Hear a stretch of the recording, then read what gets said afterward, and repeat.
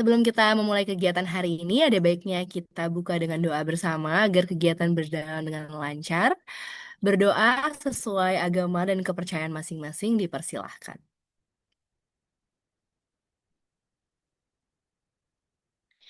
Amin. Tidak ada kata selesai untuk berdoa.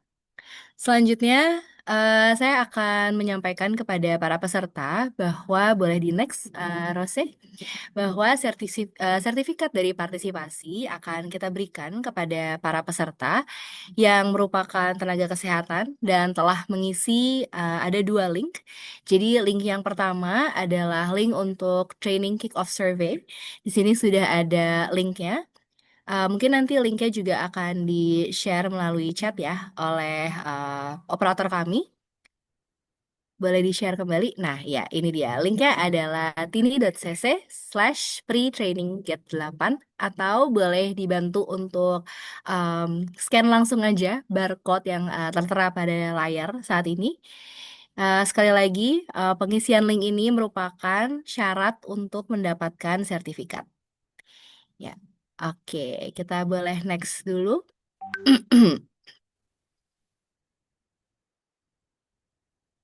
Ya, baik. Jadi acara hari ini kita akan mulai saat ini jam 8 pagi. Kita sedang pembukaan dan rekan-rekan dokter-dokter boleh mengisi untuk training kick-off survey. Kemudian akan dilanjutkan nanti dengan pembacaan CV pembicara pertama. Lalu materi yang pertama selama 40 menit dengan judul Understanding Whole Exome and Genome Sequencing and its Clinical Utility in Inherited Cardiac Conditions. Selanjutnya dilanjutkan dengan pembacaan CV pembicara kedua. Lalu materi yang kedua adalah sebuah case study in whole exome sequencing in an arrhythmia patient. Nanti ada dua case study yang akan dibawakan oleh Dr. Mega, jadi akan sangat menarik. Lalu di akhir kita akan gabung tanya jawabnya untuk kedua materi. Selanjutnya kita akan penutupan dan nanti ada training feedback survey yang merupakan syarat kedua ya untuk mendapatkan sertifikat. Jadi kita akan selesai di pukul 9.40 waktu Indonesia bagian Barat. Oke, boleh di next. Ya, saya mungkin akan sedikit introduction ya tentang Nala. Mungkin di sini ada dokter-dokter yang baru pertama kali bergabung di Genetic Essential Training Series kita. Jadi Nala Genetis ini kita adalah perusahaan bioteknologi yang fokusnya adalah pada perawatan preventif melalui tes DNA. Nala Genetis ini kita adalah produk anak bangsa ya. Jadi CEO dan CEO-nya adalah orang Indonesia. Dan kita punya misi untuk membantu individu itu bisa mencapai kesehatan secara holistik yang lebih baik dan personalized dengan menganalisa DNA untuk mereka. Boleh di next?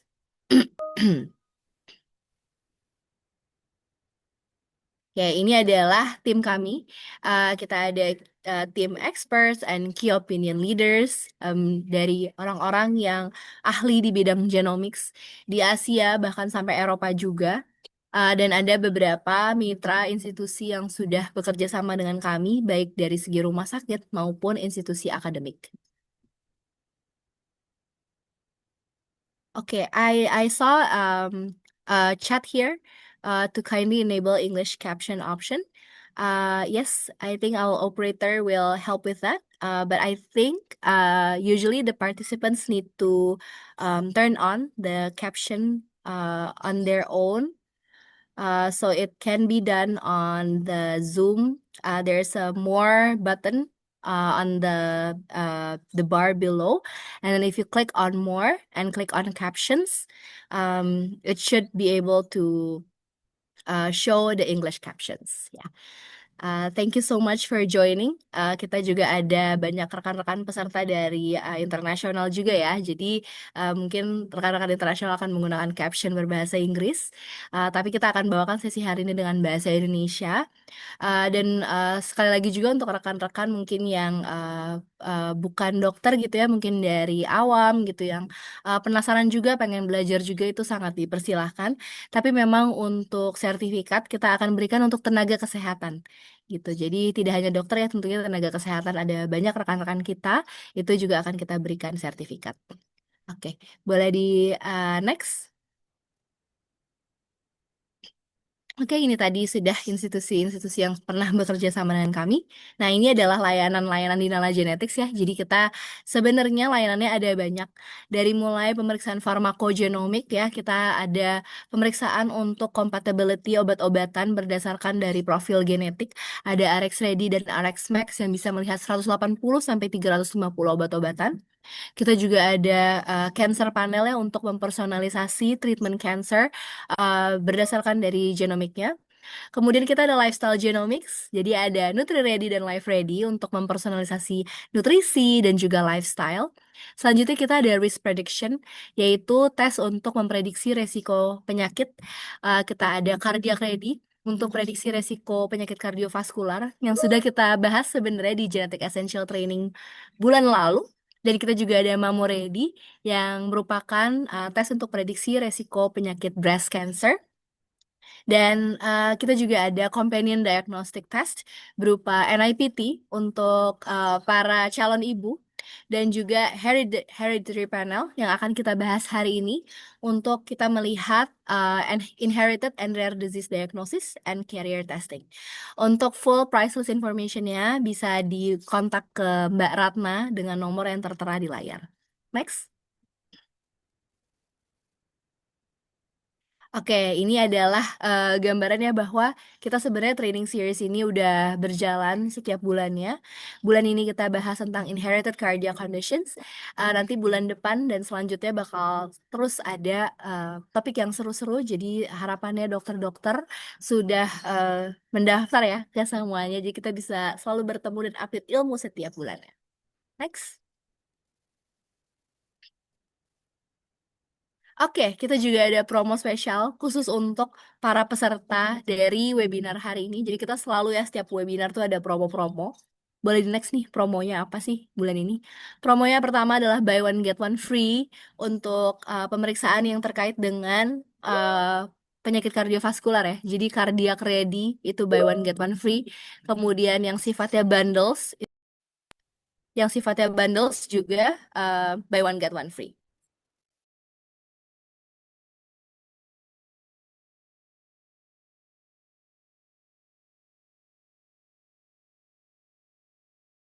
Boleh di next? Oke, kita juga ada special discount 20% ya untuk pemeriksaan-pemeriksaan lainnya. Jadi dari RX Ready, Nutri Ready, Maumo Ready, Life Ready, dan juga pemeriksaan whole exome sequencing yang kita bahas hari ini. Itu juga ada special discount 20%. Jadi bisa sangat bermanfaat sekiranya dokter-dokter misalnya ada pasien juga nih yang sangat membutuhkan pemeriksaan ini gitu ya, bisa banget kita langsung berkontak juga dengan Mbak Ratna, nomornya tertera pada layar, untuk langsung aja kita jadwalkan gitu ya untuk pemeriksaannya, karena em, untuk para peserta dari webinar hari ini akan mendapatkan special discount 20%.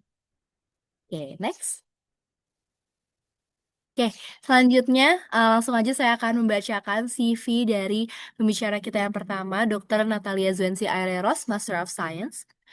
Beliau menyelesaikan edukasi profesi dokter dari Universitas Samratulangi pada tahun 2010 dan menyelesaikan Master of Science in Genomic Medicine dari Imperial College London pada tahun 2021. Saat ini beliau merupakan genetic counselor di Nala, sekaligus seorang lecturer di Medical School of Satya Wacana Christian University. Beliau sebelumnya juga merupakan co-founder dari Collegial.com.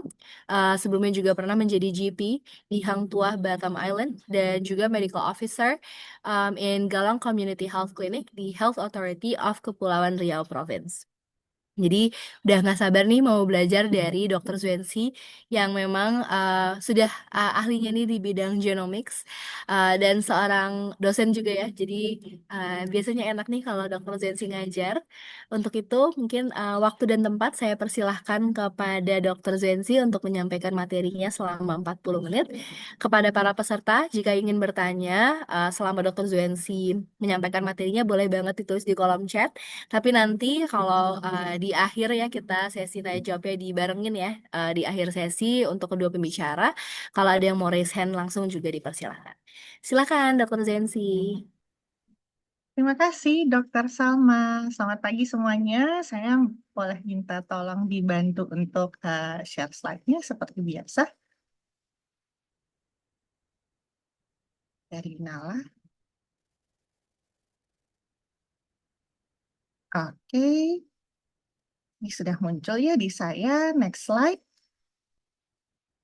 Slide langsung di topik saja di slide berikutnya.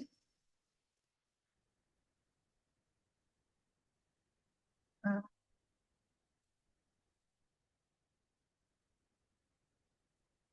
Oke. eh, di apa slide yang sebelumnya. Oh, oke, terima kasih Akminala.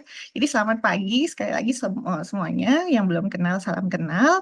Hari ini topik ke-8 yang dibawakan saya itu topiknya tentang understanding whole genome or exome sequencing and its clinical utility in inherited cardiac condition. Jadi kita akan membahas bagaimana teknologi NGS yaitu whole genome dan exome sequencing digunakan dalam dunia medis ya, khususnya untuk mendeteksi penyakit jantung yang bersifat genetik. Jadi kita harapkan teknologi ini dapat membantu dokter-dokter ahli menegakkan diagnosa lebih cepat, memberikan penanganan yang lebih tepat, dan bahkan dapat mencegah penyakit itu sendiri gitu. Tadi sudah di disclaimer ya, kalau saya terafiliasi dengan Nala Genetik, saya berpraktek di Nala Care Clinic. Next slide. Jadi seperti yang sudah kita ketahui ya, materi genetik kita itu kan DNA. Jadi kalau saya biasanya suka menganalogi kromosom itu seperti buku yang tebal dan padat, DNA itu setiap lembar halaman di dalamnya. Jadi untuk membaca informasi, buku itu kan harus kita buka. Jadi begitu juga dengan kromosom. Jadi kromosom itu terdiri dari untayan-untayan padat, berlin. Kalau kita urai menjadi struktur double helix. Itu struktur double helix itulah molekul DNA kita. DNA atau DNA inilah yang berisi kode genetik. Jadi salah satu komponen penyusunnya adalah basa nitrogen yang terdiri dari kode-kode huruf ya A, T, C, G gitu ya, yang bisa kita analogikan sebagai kode instruksi untuk membentuk diri kita, mulai dari warna mata, tinggi badan, hingga kecenderungan kita terhadap suatu penyakit tertentu atau resiko penyakit gitu ya. Dan di DNA ini kita juga punya saklar, semacam saklar ya, untuk bisa mematikan atau menghidupkan gen mana gitu. Berikutnya. Slide berikutnya. Agak delay ya di saya ya.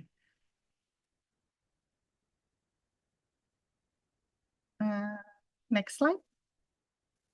Apa ada masalah teknis dari Nala atau?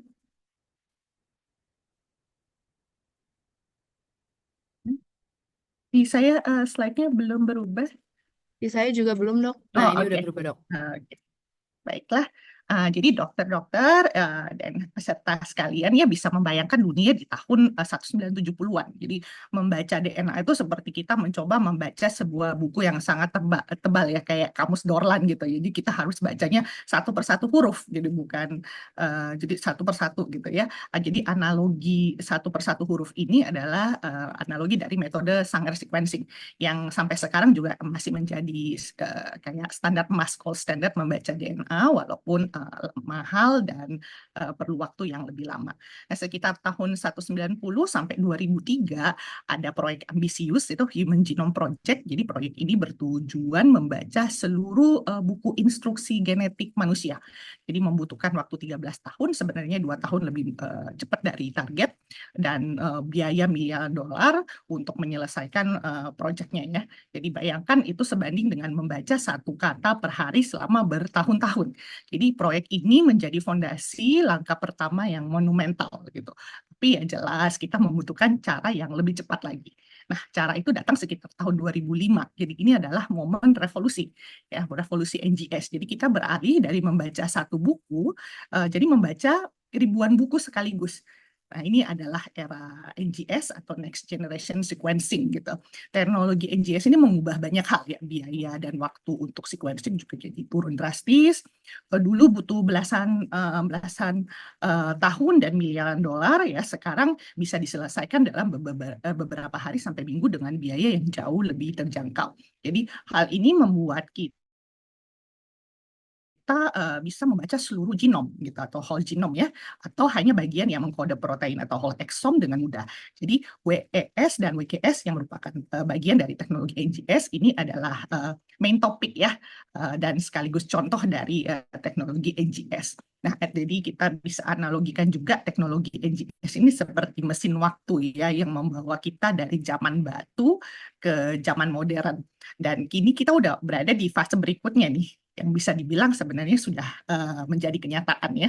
Uh, Kalau saya lihat berita juga Nala bekerja sama dengan Oxford Nanopore gitu ya. Jadi kita bukan hanya bisa membaca ribuan buku dengan cepat, tapi kita juga bisa membaca bab-bab yang sangat panjang tanpa terputus.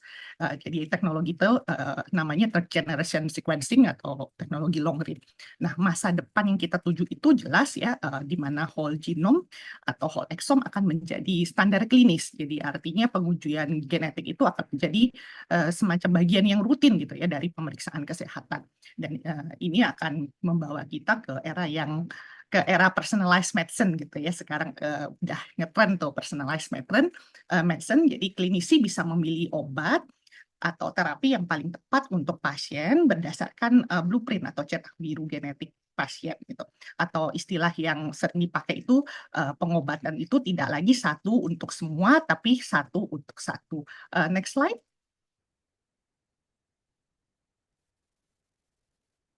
Nah, di awal tahun 2000-an untuk membaca seluruh genom manusia pertama kali itu dibutuhkan biaya sekitar $1 miliar. Ya, banyak banget ya dokter-dokter ya, itu setara dengan biaya pembuatan puluhan film Hollywood gitu. Tapi sejak tahun 2007 harga sequencing genetik itu turun bahkan lebih cepat dari yang diprediksi oleh hukum Moore. Jadi harga yang dulu miliaran dolar, kini kita bisa dapatkan dengan biaya yang kurang dari $1.000 ya, atau bahkan ratusan dolar ya untuk tergantung teknologinya apa gitu.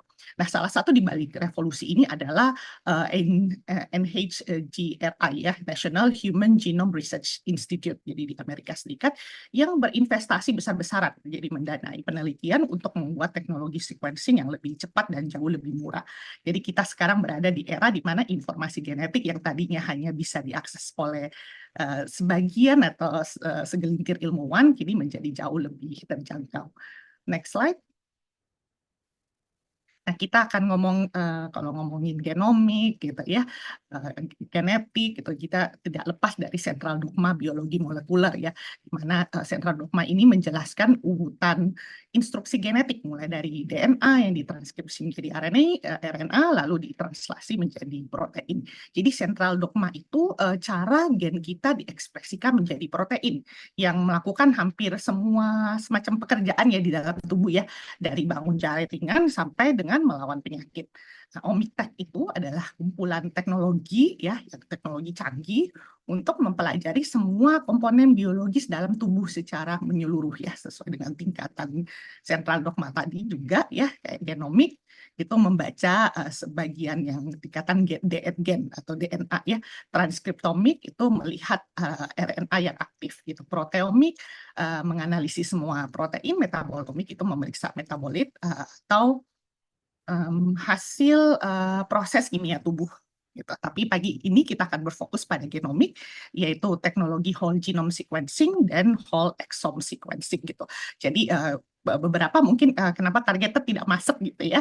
Kalau di Nala atau kalau targeted itu dia memeriksa langsung bagian gennya, nanti mungkin bisa saya jelaskan lagi karena sebenarnya masalah harga aja Dok ya. Jadi kalau targeted dengan whole exome tuh harganya sama sekarang. Jadi kita langsung main saja di tingkatan whole exome sequencing gitu. Next slide.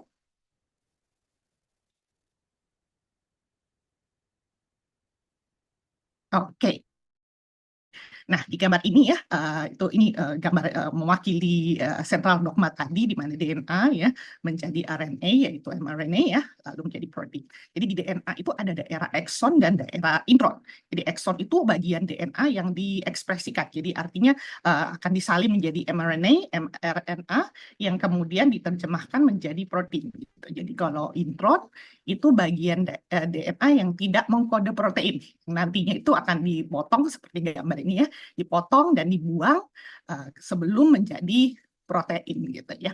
Perbedaan yang paling mendasar antara WGS dan WES itu ada pada coverage itu atau coverage itu cakupan pembacaan gitu ya. Kalau WGS genom, jadi membaca seluruh genom manusia. Jadi 100% DNA dari daerah yang tadi ekson maupun daerah intron gitu ya, atau non coding. Kalau WES eksom, gitu eksom itu banyak ekson ya. Jadi hanya membaca eksom, jadi bagian yang mengkode protein. Jadi sekitar 1-2% dari seluruh genom. Tadi saya sempat menyebutkan targeted ya. Kalau targeted itu misalnya dokter-dokter sudah punya gambaran kayak fenotip pasien ini khas gitu. Saya pingin misalnya gen apa gitu ya, gitu yang sudah ada gen-gennya di dalam pemikiran gitu ya, itu kita bisa menggunakan targeted. Tapi sekali lagi kan harganya sekarang sudah sama gitu ya, jadi kita fokus ke WES dengan WGS saja.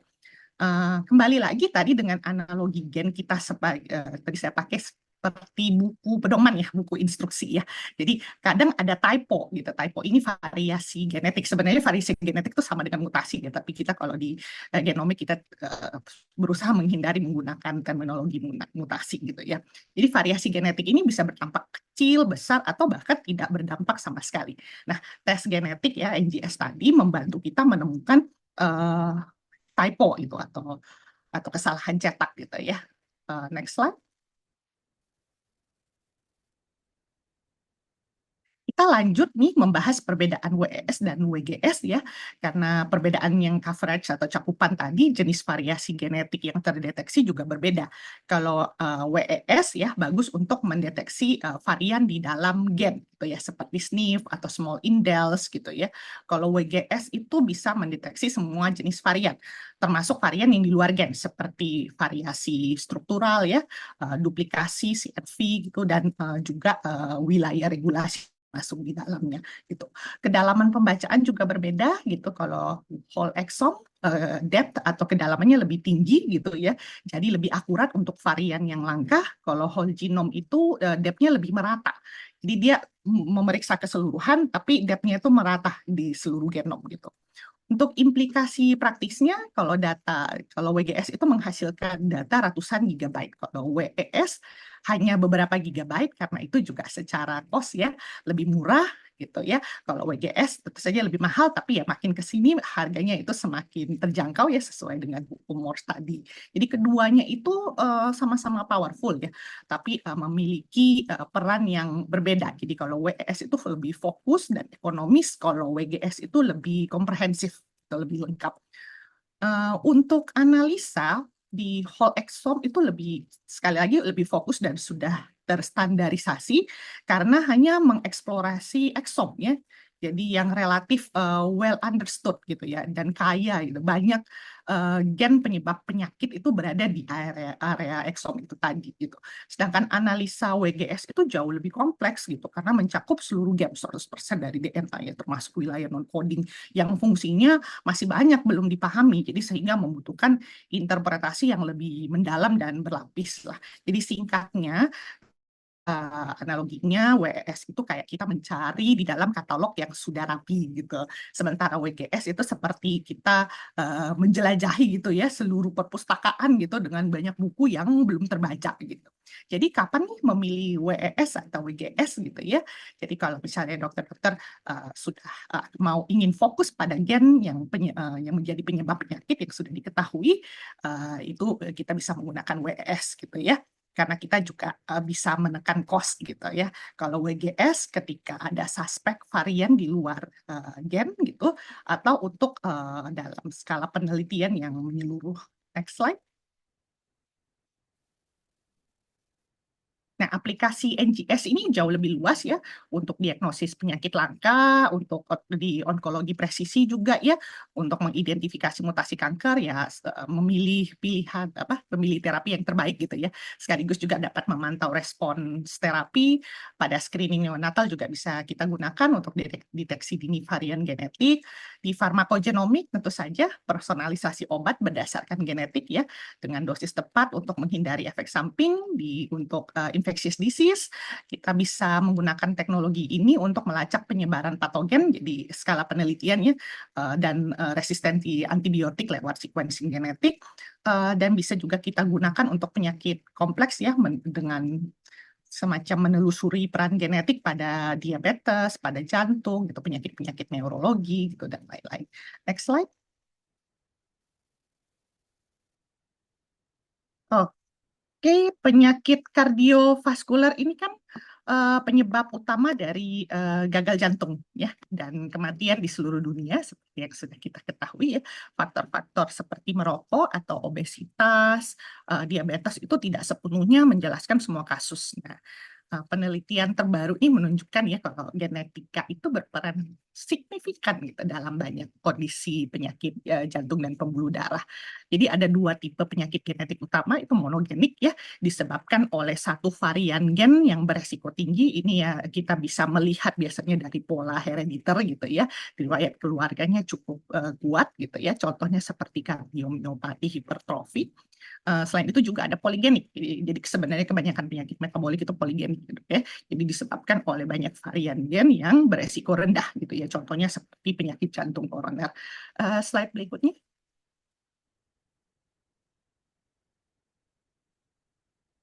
Oke, penyakit jantung itu secara genetik penyebabnya nggak cuma satu ya, tapi ada puluhan gen yang berbeda. Jadi dan sebaliknya itu juga satu gen itu bisa menjadi seperti biang keladi gitu ya dari berbagai macam penyakit jantung. Jadi cukup kompleks ya. Kondisi yang kompleks ini kita sebut sebagai kardiogenetik. Jadi karena ya kompleksitas ini dulu tuh mendiagnosis penyakit jantung herediter seperti kayak mencari jarum di tumpukan jerami. Jadi sangat sulit dan rentan salah. Apalagi kalau gennya hidden atau bersembunyi ya. Jadi jadi fenotipnya itu atau menyebabkan penyakit yang gejalanya itu berbeda dari biasanya gitu. Nah, sekarang itu sudah ada data yang sudah diakurasi seperti GenCC ya, yang berisi daftar gen dan penyakit yang sudah terverifikasi. Selain itu kita juga punya semacam panduan standar ya untuk menginterpretasi varian genetik. Jadi dokter dengan peneliti juga akan punya pemahaman yang sama. Jadi contohnya seperti database ClinVar. ClinVar ini berisi ratusan ribu varian genetik, mungkin banyak yang sudah familiar dengan ClinVar ya. Jadi dengan panduan yang tepat, kita bisa mereklasifikasi dan memastikan mana varian yang benar-benar patogenik atau yang benar-benar berbahaya.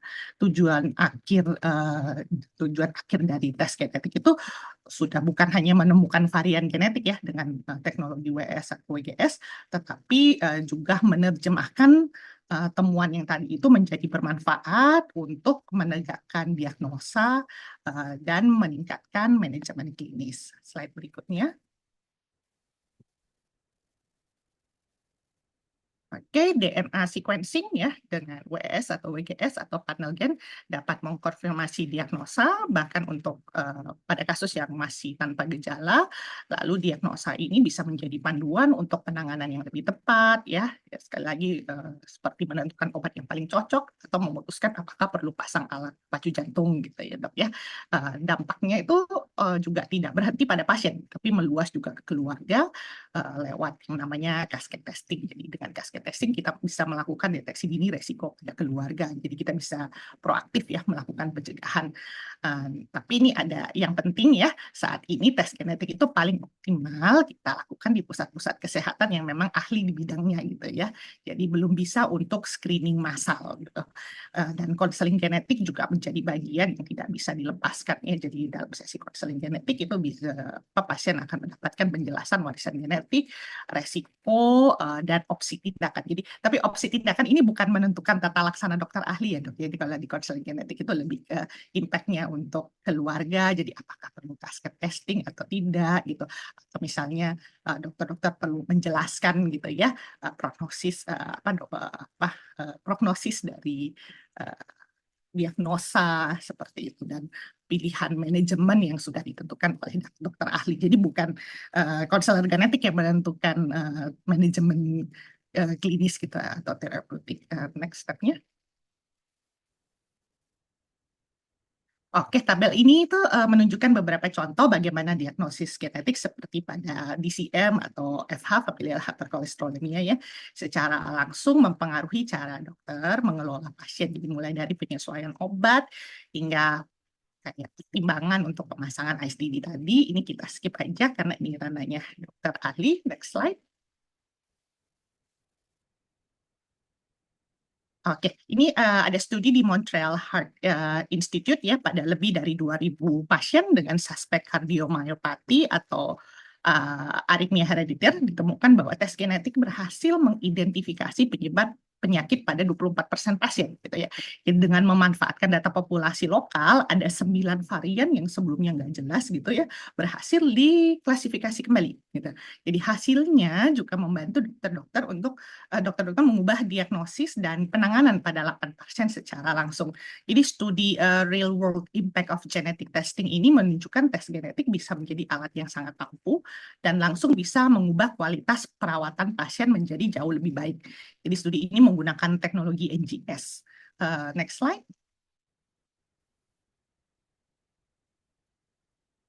Tadi saya menggunakan analogi kalau tes genetik itu membantu kita mencari typo atau kesalahan cetak pada gen. Jadi hasilnya bisa diklasifikasikan dalam 5 tingkat ya, mulai dari benign, benign itu ya dengan likely benign itu sama ya, jadi variasi yang tidak berbahaya gitu. Uncertain ini adalah hasil yang belum jelas, varian yang belum jelas, masih perlu penelitian. Lalu 2 kategori yang benar-benar penting untuk klinisi itu likely pathogenic dan pathogenic. Jadi ini varian yang terbukti kuat bisa jadi penyebab penyakit.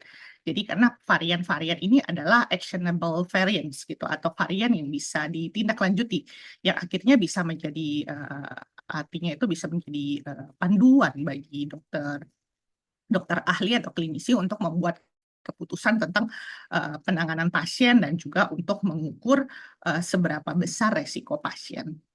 Next slide. Nah, dalam dunia genetik kita itu nggak selalu mendapatkan jawaban hitam atau putih gitu, kadang atau seringkali gitu ya hasilnya abu-abu gitu. Nah, itu yang kita sebut VUS gitu, atau variant of uncertain significance gitu ya. Variant of uncertain significance ini adalah perubahan genetik yang ditemukan tapi kita belum tahu pasti gitu, apakah itu berbahaya atau tidak. Ya, kenapa? Yaitu karena pengaruh ke fungsi gennya itu masih belum jelas gitu. Jadi bukti ilmiahnya belum cukup kuat untuk mengatakan varian ini penyebab penyakit gitu. Atau bisa juga gejala pasien yang tidak sesuai dengan yang diharapkan dari mutase atau varian itu. Yang penting untuk diingat juga, VUS ini tidak boleh digunakan sebagai dasar diagnosis atau pengambilan keputusan klinis, keputusan medis ya, dan tidak cocok untuk tes prediktif karena ya karena kita belum tahu pasti gitu artinya apa. Tapi ya itu good side gitu ya, kabar baiknya gitu ya, VUS itu bisa berubah statusnya. Jadi dengan penelitian lebih lanjut atau tes tambahan pada anggota keluarga, juga seiring waktu ya dengan makin banyaknya data, varian ini bisa direklasifikasi gitu ya, baik menjadi patogenik ya atau benign. Jadi kita harus terus memantau dan memperbarui informasi. Tapi biasanya kalau laboratorium yang canggih sih mereka update ya gitu. Mereka melakukan pemantauan ini secara berkala. Dan untuk ini apa semacam, tapi ada papernya ya dok ya. Ini saya share untuk dokter-dokter klinisi, dokter-dokter ahli jantung gitu. Biasanya kalau di konseling genetik itu kalau menemukan VUS, konselor genetik itu cenderung uh, apa ya? Kalau kami kan lebih suka untuk menenangkan gitu ya. Jadi lebih cenderung lebih suka jadi VUS ini ada kecenderungan konselor genetik itu apa ya menganggap VUS ini lebih ke arah benign gitu. Tapi ada paper itu sebaiknya kalau di penyakit-penyakit jantung itu dokter-dokter ahli apa lebih hati-hati gitu ya terhadap varian-varian VUS gitu. Apalagi sebenarnya ada fenotip gitu ya walaupun itu tadi ya tidak sesuai dengan gejalanya tidak sesuai dengan yang diharapkan dari mutasi atau varian gitu. Oke, next slide. Nah, ini varian gen yang patogenik tadi tidak selalu menimbulkan fenotip atau penyakit yang jelas. Jadi ada yang namanya silent carriers. Jadi orang yang membawa gen tapi tidak menunjukkan gejala gitu ya. Karena kita berbicara penyakit herediter atau monogenik ya. Silent carriers ini membuat pola ya penyakit dalam keluarga itu memang seringkali sulit untuk dikenali. Nah, dalam penelitian diketahui sekitar 1% orang lanjut usia yang sehat ternyata membawa varian genetik yang berbahaya. Ya, namun walaupun banyak yang tampak sehat ya resikonya tetap ada gitu ya. Jadi bisa saja terkena kejadian medis yang serius di kemudian hari. Jadi intinya pada complete penetrance itu semua orang yang memiliki varian patogenik bergejala gitu. Sedangkan pada incomplete penetrance orang yang memiliki varian patogenik tapi tidak menunjukkan gejala sama sekali. Next slide. Nah, gen biasanya diturunkan dari orang tua gitu ya. Tapi terkadang variasi atau mutasi itu bisa muncul pertama kali pada anak. Jadi meskipun kedua orang tuanya sehat gitu ya, atau di sini ya kalau seperti di pedigree ini yang saudara yang lain juga sehat gitu. Jadi ini yang disebut de novo variant. Jadi seseorang menjadi pembawa gen baru atau varian patogenik gen baru yang bisa diturunkan ke anaknya nanti. Jadi fenomena ini penting karena bisa menjadi penyebab utama kondisi jantung yang tidak terduga, terutama pada kasus anak-anak. Ya. Eh, Slide berikutnya. Oke, misalnya nih ada remaja ya, atau dewasa muda deh yang sering pingsan mendadak, atau remaja deh. Orang tuanya khawatir, lalu dokter menanyakan ya, dokter menyarankan tes genetik untuk mencari penyebabnya. Terus hasil yang keluar negatif, gitu. Apakah dengan hasil negatif berarti si remaja tadi aman? Ya, belum tentu gitu ya, karena tidak ada tes genetik yang sempurna, jadi tes itu bisa saja melewatkan mutasi tertentu atau tidak mencakup semua gen yang berperan. Dan tingkat keberhasilan tes juga berbeda-beda ya, seperti untuk long QT syndrome, tes bisa menemukan penyebab genetik hingga 70%, tapi untuk penyakit jantung bawaan non-sindromik ya, angkanya hanya sekitar 3-10%. Jadi karena satu penyakit bisa disebabkan oleh banyak gen yang berbeda tadi, jadi kita sebut istilahnya itu genetic heterogeneity gitu ya. Semakin tinggi heterogeneity, semakin luas cakupan gen yang harus dianalisa atau resiko hasilnya negatif palsu. Intinya tes genetik itu memang sangat membantu, tapi hasilnya harus selalu dilihat ya atau dianalisa bersama diagnosa klinis dan riwayat pasien. Slide berikutnya. Nah, ini adalah alur pengambilan keputusan klinis dengan tes genetik ya. Kita bahas mulai dengan diagnosa klinis atau dugaan ya suspek penyakit oleh dokter ahli, lalu mengumpulkan riwayat keluarga hingga minimal 3 generasi. Dari situ dipilih pasien atau anggota keluarga yang paling tepat untuk ditawarkan tes genetik. Atau dokter ingin langsung tes pasiennya gitu ya, dari fenotip gitu sudah suspek juga bisa gitu ya. Jadi kalau pasien setuju, dilakukan tes genetik dengan persetujuan dan konseling terlebih dahulu. Hasilnya nanti bisa 3 ya. Positif itu kalau ditemukan varian patogenik. Jadi manajemen klinisnya perlu disesuaikan dan keluarga juga disarankan untuk ikut tes atau cascade testing. Jadi karena ada resiko keturunan tadi. Baru hasil kedua itu bisa negatif juga atau varian jinak, artinya tidak ada resiko ya. Lalu ini ya hasil yang ketiga itu VUS atau variant of uncertain significance tadi, ini hasil abu-abu ya. Jadi pasien tetap dipantau karena bisa saja suatu saat varian ini diklasifikasikan ulang menjadi patogenik. Jadi kalau pasien menolak tes, dokter ahli tetap bisa melakukan pemantauan berdasarkan pedoman klinis serta menyarankan screening untuk keluarga yang beresiko. Jadi dengan menggunakan contoh yang remaja tadi deh ya, yang misalnya didiagnosis mengalami gangguan irama jantung gitu ya. Dokter kemudian menyarankan tes genetik karena ada kemungkinan penyebabnya mutasi bawaan. Jadi anak orang tua setuju, terus setelah tes dilakukan hasilnya keluar ternyata ada varian gen yang patogenik. Jadi artinya dokter tidak hanya akan menyesuaikan pengobatan pasien, tapi juga menyarankan tes lanjutan untuk keluarga. Nah, hasil dari tes lanjutan misalnya ayah dari proben atau pasien tadi ternyata juga membawa gen dengan varian yang sama, tapi tidak muncul gejala, jadi tidak pernah punya gejala. Jadi sekarang karena mengetahui hasil genetik tersebut, ayah dari proben ya bisa melakukan pemeriksaan rutin untuk mencegah kejadian mendadak gitu ya. Adik dari proben misalnya hasilnya negatif, jadi sehingga tidak perlu pemeriksaan tambahan. Kalau nih misalnya hasilnya abu-abu atau VUS tadi ya, dalam kasus ini ya dokter dengan keluarga ya tetap memantau karena seiring waktu varian tersebut bisa saja terbukti patogenik. Jadi ini contoh aja ya bahwa tes genetik tidak hanya memberikan jawaban untuk satu pasien, tapi juga bisa untuk seluruh keluarga. Slide berikutnya.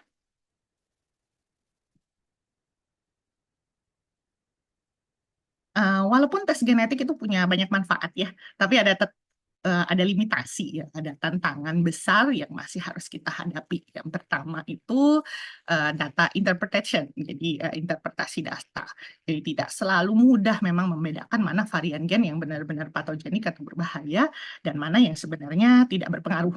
Nah, yang menyulitkan, yang seringkali bikin bingung pasien maupun dokter itu yang tadi ya, yang VUS, yang variant of uncertain significance. Yang kedua itu biaya dan infrastruktur, jadi kayak mesin, reagen, analisa bioinformatika, dan penyimpanan data genomik itu membutuhkan investasi yang besar. Gitu. Ketiga ada isu etika juga.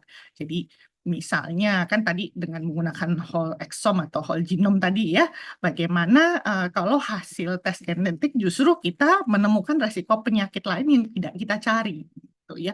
Misalnya mencari resiko penyakit jantung tapi didapatkan juga resiko kanker gitu ya yang high risk gitu, gen yang high risk, gen yang patogenik, atau etika yang lainnya, siapa yang sebenarnya boleh mengakses data genetik pasien. Jadi karena itu konseling genetik sebelum dan sesudah tes itu menjadi sangat krusial ya.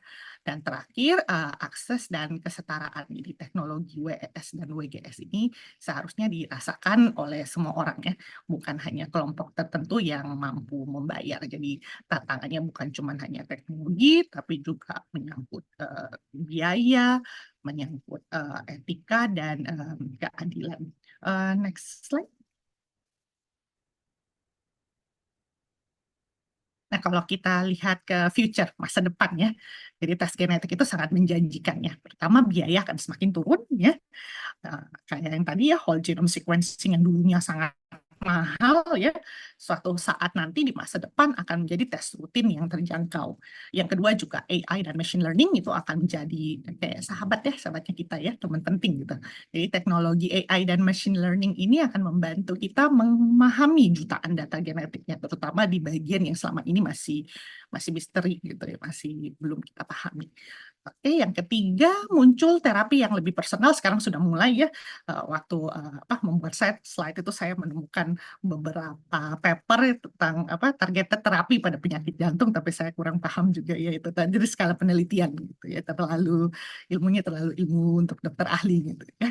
Jadi bayangkan, jadi terapi gen dan sel itu yang benar-benar disesuaikan dengan profil genetik masing-masing orang gitu ya, jadi tepat sasaran gitu. Dan yang terakhir integrasi dengan bidang lain. Jadi nggak hanya gen gitu, tapi juga proteomik, metabolomik ya.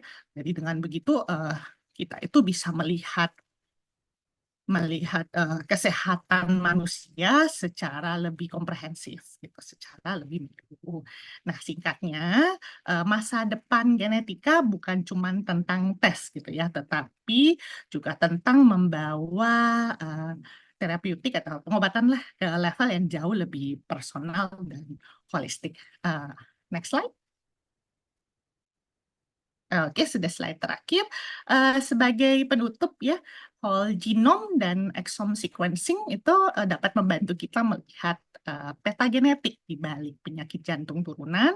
Jadi dengan teknologi ini dokter ahli bisa lebih cepat mengenali penyebab, memberi terapi yang tepat dan strategi pencegahan pada kondisi kardiak herediter lah. Jadi tentu saja masih ada tantangan ya, tadi ya, mulai dari interpretasi varian, keterbatasan infrastruktur hingga aspek etika dan pemerataan akses. Tapi tren penurunan biaya dan perkembangan teknologi bioinformatika ini memberikan optimisme yang besar ya. Dengan integrasi genomic medicine ke dalam praktik klinis ya, kita menuju era baru kardiologi presisi ya, di mana manajemen kesehatan dapat dipersonalisasi sesuai dengan profil genetik pasien sehingga kita harapkan dapat meningkatkan kualitas hidup ya, kualitas hidup pasien sekaligus mengurangi angka morbiditas dan mortalitas. Saya rasa sekian dari saya kembalikan lagi ke Dr. Salma untuk yang berikutnya. Baik, Terima terima kasih kasih. banyak. Terima kasih banyak Dokter Zuensi atas pemaparannya yang sangat-sangat insightful. Di sini sudah banyak pertanyaan dokter, tapi kita mungkin lanjut dulu ya dok ke bicara kedua. Jadi nanti untuk pertanyaannya kita akan gabungkan. Boleh mungkin dibantu share screen kakak operator untuk CV dari Dokter Mega.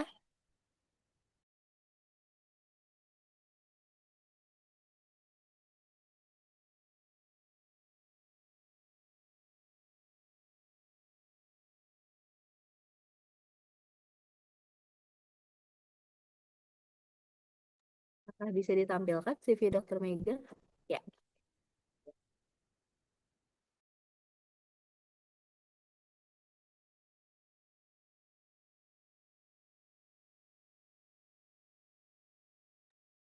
baik. Oke, saya izin membacakan untuk CV dari Dr. Mega Febrianora, spesialis jantung pembuluh darah konsultan, VH, FKPSC, FACC, CRFC. Beliau menyelesaikan pendidikan Doctor of Medicine dari Universitas Padjadjaran Bandung pada tahun 2013 dan menyelesaikan Cardiology and Vascular Medicine Specialist dari Hasan Sadikin General Hospital Universitas Padjadjaran Bandung pada tahun 2021 dan menyelesaikan Cardiovascular Prevention and Rehabilitation Fellowship di National Cardiovascular Center Harapan Kita Jakarta pada tahun 2022. Beliau juga menyelesaikan certification dari Cardiovascular Genomics Certificate Program from University of Texas, Houston, USA. Pada tahun 2025, saat ini beliau bekerja sebagai kardiologis di Medistra Hospital dan Bunda Hospital. Sebelumnya pada tahun 2024, beliau merupakan Vice Director Medical dari Bali International Hospital. Dan pada tahun 2023 sampai sekarang, beliau merupakan Technical Staff for Minister of Health Republic of Indonesia. Jadi luar biasa sekali pembicara kita yang kedua ini. Tanpa berlama-lama lagi, saya persilahkan Dokter Mega untuk sharing dua case study-nya ya dok yang berkaitan dengan pemeriksaan WS WGS untuk kasus aritmia. Untuk waktu dan tempat saya persilahkan Dokter Mega. Halo, Dokter Salman. Terima kasih banyak untuk introduksi yang luar biasa.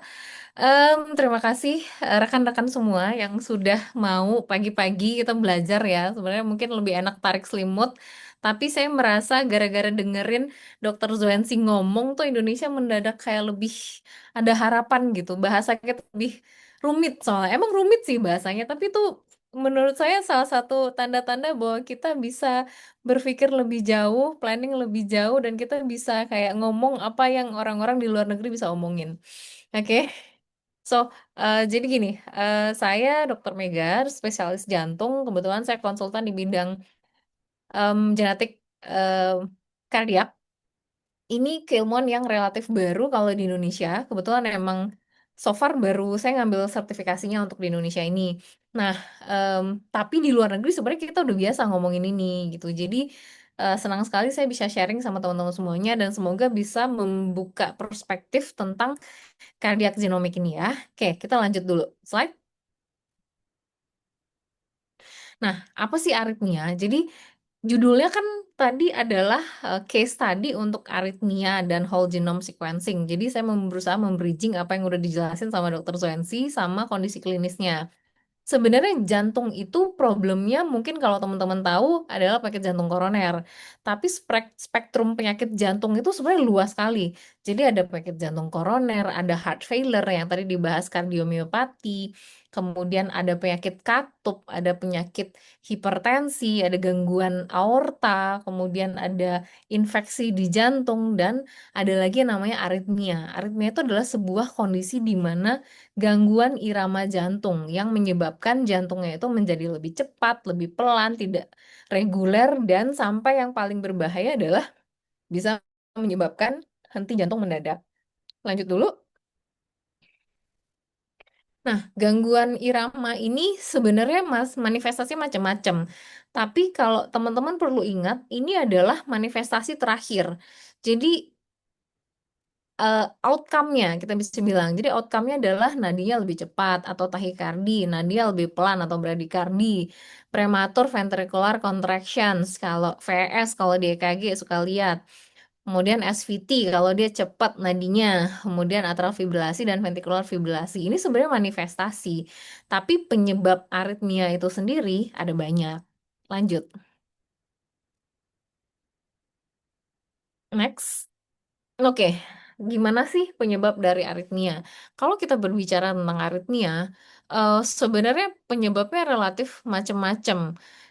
Tapi, tapi dulu dulu mungkin berpikirnya adalah aritmia itu adalah kondisi yang iatrogenik. Jadi elektrolit disorder, obat-obatan habis mengkonsumsi obat-obatan tertentu. Memang ada beberapa obat-obatan jantung itu dia pro aritmia. Jadi justru menyebabkan aritmia obatnya. Terus kemudian pada kondisi-kondisi kayak ada habis serangan jantung, kemudian struktur jantungnya berubah atau kita sebut structural remodeling. Sehingga kalau struktur jantung berubah, jalur konduksinya eh, irama jantung atau electrical kardiak itu dia berantakan juga karena strukturnya berubah. Nah, kemudian bisa juga pada pasien-pasien gagal, pada pasien-pasien dengan gangguan koroner, kemudian tidak ditangani dengan tepat, akhirnya menyebabkan heart failure. Heart failure, struktur jantung berubah, akhirnya jalur konduksi berubah, aritmia. Nah, tapi sebenarnya semakin ke sini, semakin ditemukan bahwa genetik itu memiliki peranan penting sebagai faktor predispose yang akan menjadi baseline terjadinya sebuah aritmia atau dia memperberat kondisi aritmia tersebut. Jadi misalnya seseorang heart failure tapi emang dia ada masalah genetiknya gitu. Dan sekarang eh, banyak sekali ditemukan genetik-genetik yang terkait dengan kardiomiopati yang akhirnya menyebabkan heart failure pada pasien atau pada pasien dengan penyakit jantung koroner. Dulu kita tahu penyakit jantung koroner itu disebabkan karena faktor usia, merokok, kolesterol dan lain-lain. Seiring berjalannya waktu ditemukan kasus orang penyakit jantung koroner di usia yang sangat muda. Bahkan paling muda saya bisa dapat 23 tahun. Ada yang 30-an tahun, ada yang 40-an tahun. Secara sains ini nggak cocok sebenarnya. Karena idealnya orang tuh boleh kena serangan jantung dalam tanda kutip ya. Itu di umur laki-laki lebih dari 55, perempuan di umur 65. Kalau terjadi serangan jantung di usia yang di bawah itu sebenarnya disebutkan dia memiliki predisposed genetik yang mungkin tidak diketahui. Dan genetik inilah yang kemudian dia membantu terjadinya eh, prematur coronary artery disease gitu. Jadi sekarang saintis dan juga dokter spesialis jantung yang tertarik di bidang genetik ini, mereka mulai menyadari betapa pentingnya peranan genetik pada kasus-kasus penyakit jantung seperti koroner, aritmia, dan juga heart failure. Lanjut, next. Atau boleh sama aku aja nggak? Oke, ya udah deh, nggak apa-apa. Sip. Ini adalah contoh. Ini tadi adalah manifestasi awal yang aku sebutin yang dari SVT dan lain-lain, VT dan lain-lain. Ini adalah contoh aritmia berdasarkan tipe-tipe aritmianya. Ada yang namanya kardiomiopati. Kardiomiopati ini adalah penyakit di gangguan struktur kardiomyocyte-nya gitu. Jadi ada kita kenal hypertrophic cardiomyopathy, arrhythmogenic cardiomyopathy, left ventricular non-compactions, kemudian dilated cardiomyopathy. Ini adalah yang di bagian kanannya adalah contoh gen-gen yang mempengaruhi terjadinya kardiomyopati tersebut. Kemudian ada lagi yang namanya channelopathy. Channelopathy itu adalah gangguan di channel-channel ion yang mengkonduksi sistem kelistrikan jantung. Jadi ada long QT syndrome, ada Brugada syndrome, ada short QT syndrome, ada catecholaminergic polymorphic ventricular tachycardia. Ribet nggak tuh ngomongnya? Terus kemudian nextnya adalah ada genetik-genetik yang mempengaruhinya. Kemudian tadi ada lagi penyakit-penyakit yang relate sama metabolisme. Ada karena gangguan konduksi, kongenital, neuromuskular, mitokondria dengan contoh genetiknya dan akhirnya bikin aritmia. Jadi eh, dunia sekarang emang udah evolving banget dan akhirnya udah banyak genetik-genetik yang kayak dokter Zwensi bilang udah spesifik diketahui leads to cardiovascular disease yang sudah targeted penyakitnya gitu ya. Jadi kalau misalnya secara klinis kita udah cukup yakin dari eh, penyakitnya kira-kira apa, biasanya saya langsung bilang nih sama tim Nala, kayaknya ini deh gennya. Jadi ada panel-panelnya. Kita langsung ke sana. Atau juga pernah kalau saya nggak ada ide nih, ini kira-kira apa, nanti Dokter Zuansi dan tim yang bakal pusing dan mikirin ini kemana. Jadi so easy sebenarnya ya. Jadi teman-teman nggak usah mikir kalau, aduh kirimin genetik pusing banget, aku harus ngasih gennya tuh apa. Enggak, tenang aja. Di Nala kita support banget untuk bisa membantu teman-teman. Yang penting kita bisa mendapatkan problem pasiennya kira-kira di mana ya. Oke, lanjut. Nah, eh dulu dulu orang berpikir kalau sudden cardiac death itu penyakitnya adalah karena koroner saja, serangan jantung gitu ya, serangan jantung, penyempitan pembuluh darah, meninggal gitu kan. Nah, seiring berjalannya waktu, orang mulai memahami bahwa sudden cardiac death itu tidak hanya pada pasien dengan koroner, tapi justru sekarang yang lagi banyak itu adalah kasus dengan aritmia. Jadi aritmia sampai 28%, kemudian myocardial infarction tetap banyak ya, yang hijau, kemudian aritmia yang biru, kemudian yang heart failure yang kuning. Jadi pembagiannya udah cukup bervariatif lah. Tapi sebenarnya gini, Tuhan itu menciptakan manusia sedemikian rupa dan juga jantungnya untuk bisa, harusnya orang itu tidak akan meninggal kalau tidak terjadi masalah sesuatu. Gitu. Jadi kalau ada orang meninggal pada usia muda, pasti ada yang bermasalah di sistem jantungnya, karena let's say yang paling paling bisa kita judge itu adalah kardiak atau saraf juga mungkin bisa ya, cuma aku nggak punya keilmuan detail di sana. Tapi kalau di bagian jantung, either dia bermasalah di koroner, either dia bermasalah di aritmia, atau memang ada heart failure. Cuma kalau heart failure itu kan sebenarnya manifestasi akhir yang biasanya ada gejala, dia akan mengalami sesak nafas dan eh, cukup relatif em, mudah untuk mendiagnosis heart failure karena dengan echo aja kita udah ketahuan. Tapi kalau koroner biasanya pasien ada nyeri dada. Kemudian kita order CT scan koroner langsung ketahuan. Tapi kalau aritmia susah banget karena kadang nggak ada gejala satu. Yang kedua EKG bisa normal. Jadi memang butuh tools tambahan dalam kasus ini adalah genetic testing untuk bisa mendiagnostik pasien-pasien dengan aritmia, dan most of the cases aritmia ini leads to sudden cardiac death gitu ya. Jadi em, saya ingin membuka wawasan teman-teman bahwa there is no simple cases. Kalau punya pasien jantung, apalagi usia muda udah punya sakit jantung, pikirkan selalu yang pertama adalah genetik. Bahkan sekarang pada bayi yang baru lahir kemudian meninggal, itu rekomendasinya adalah orang tuanya harus dicekin. Apakah orang tuanya punya genetik kardiak yang kemudian menurun kepada anaknya? Karena, let's say ya, balik lagi ke teori di mana harusnya seseorang itu bisa hidup dengan baik sampai usia yang cukup panjang. Tapi kalau misalnya dia meninggal dengan cepat, pasti ada sesuatu masalah either di geneticsnya yang membuat akhirnya dia meninggal belum pada waktunya, apalagi kalau masih infant baru lahir meninggal, pasti ada sesuatu.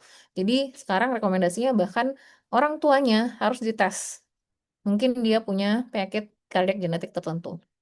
Oke, next. Nah, sekarang udah paham ya, saya bantu linkin ke kasus. Saya dapat kasus em, Sinkopi, Near to Syncope Trouble, judul kasusnya. Jadi kita dapat laki-laki 64 tahun datang ke emergency dengan 2 kali episode Near to Syncope. Ini dikonsulin sama dokter saraf. Dokter sarafnya itu bilang, semuanya oke dok, nggak ada masalah. Kita pengen kasih ke dokter jantung untuk cari tahu apakah ada penyebab pingsannya dari segi kardiak. Jadi sekarang pingsan itu nggak cuma miliknya dokter saraf atau miliknya dokter penyakit dalam, karena mungkin gula darahnya menurun. Tapi juga ada uh, syncope related to cardiac etiology gitu ya. Nah, akhirnya dikonsulin sama dokter jantung, kita lakukan wawancara, ternyata dia cuma pernah 2 kali near to syncope, sebelumnya nggak pernah.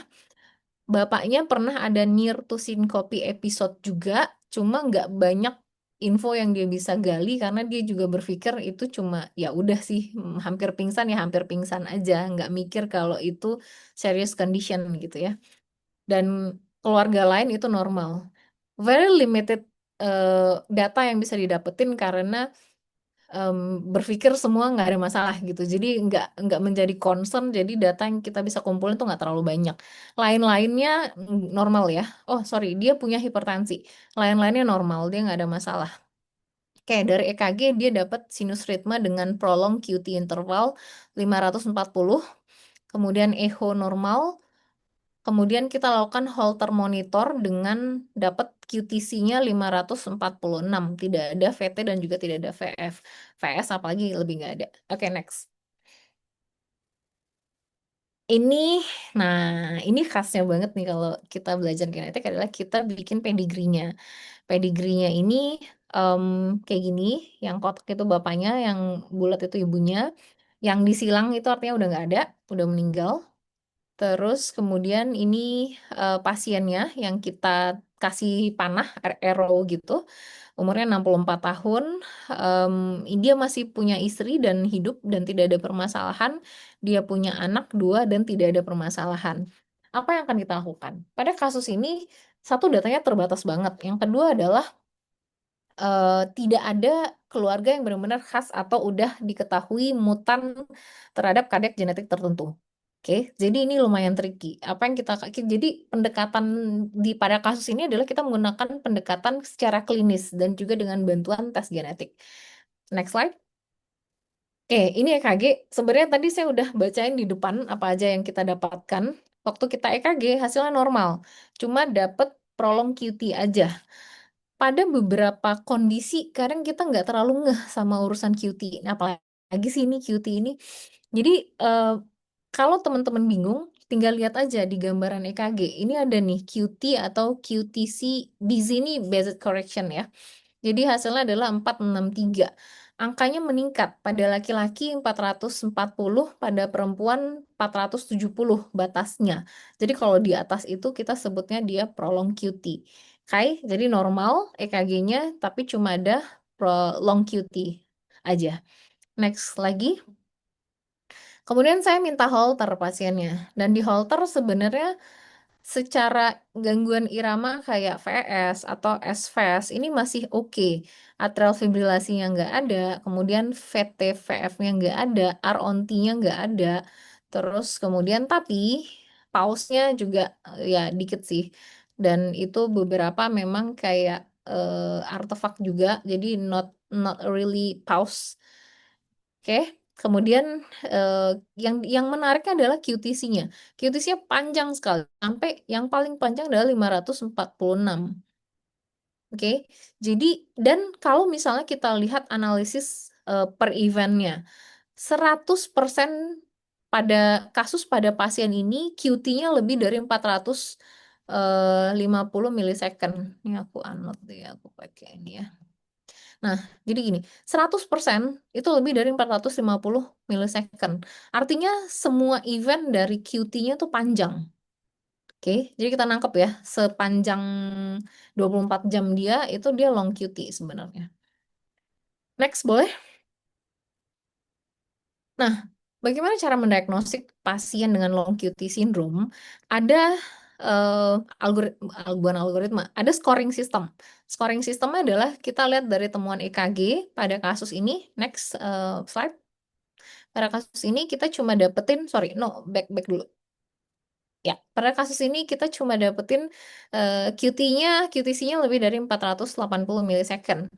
Lain-lainnya nggak ada torsa de Poix, nggak ada T-wave alternance, nggak ada notching T-wave, nggak ada low heart rate sesuai dengan usia.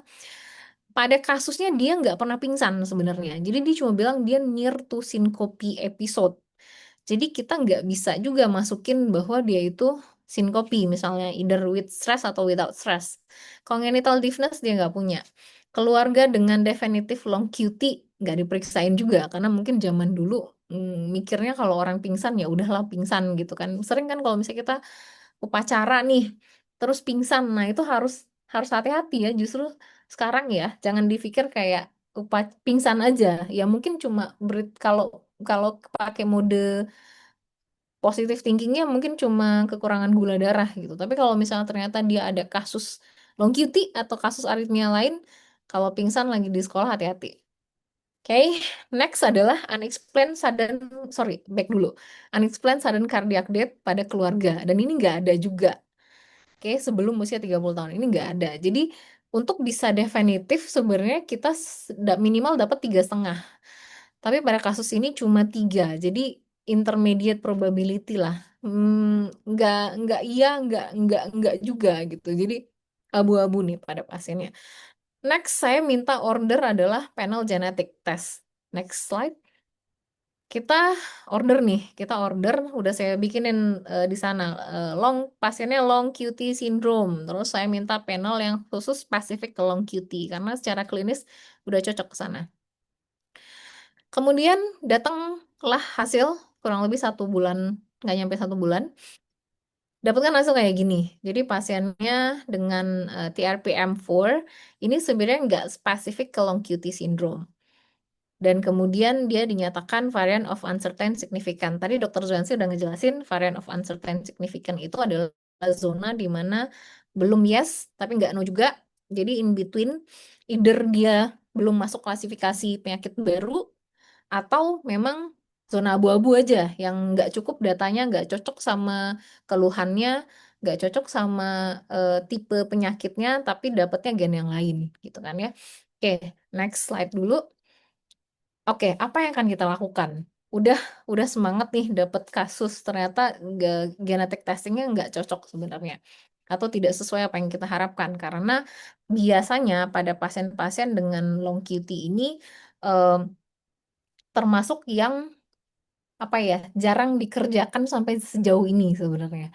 Jadi biasanya long QT ya udah nanti kita coba follow up dan lain-lain. Tapi eh, saya pengen pengen tahu in detail apakah ini benar-benar ngaruh ke kasus sinkopinya dia. Nah, jadi long QT syndrome itu adalah kumpulan dari penyakit sindroma yang dia ngeling ke autosomal dominant disorder yang menyebabkan cardiac repolarization dysfunction. Jadi kita tahu kalau misalnya QT interval itu adalah periode repolarisasi. Jadi kalau repolarisasinya manjang artinya adalah periode repolarisasi atau relaksasi dari ototnya itu dia lebih lama lagi.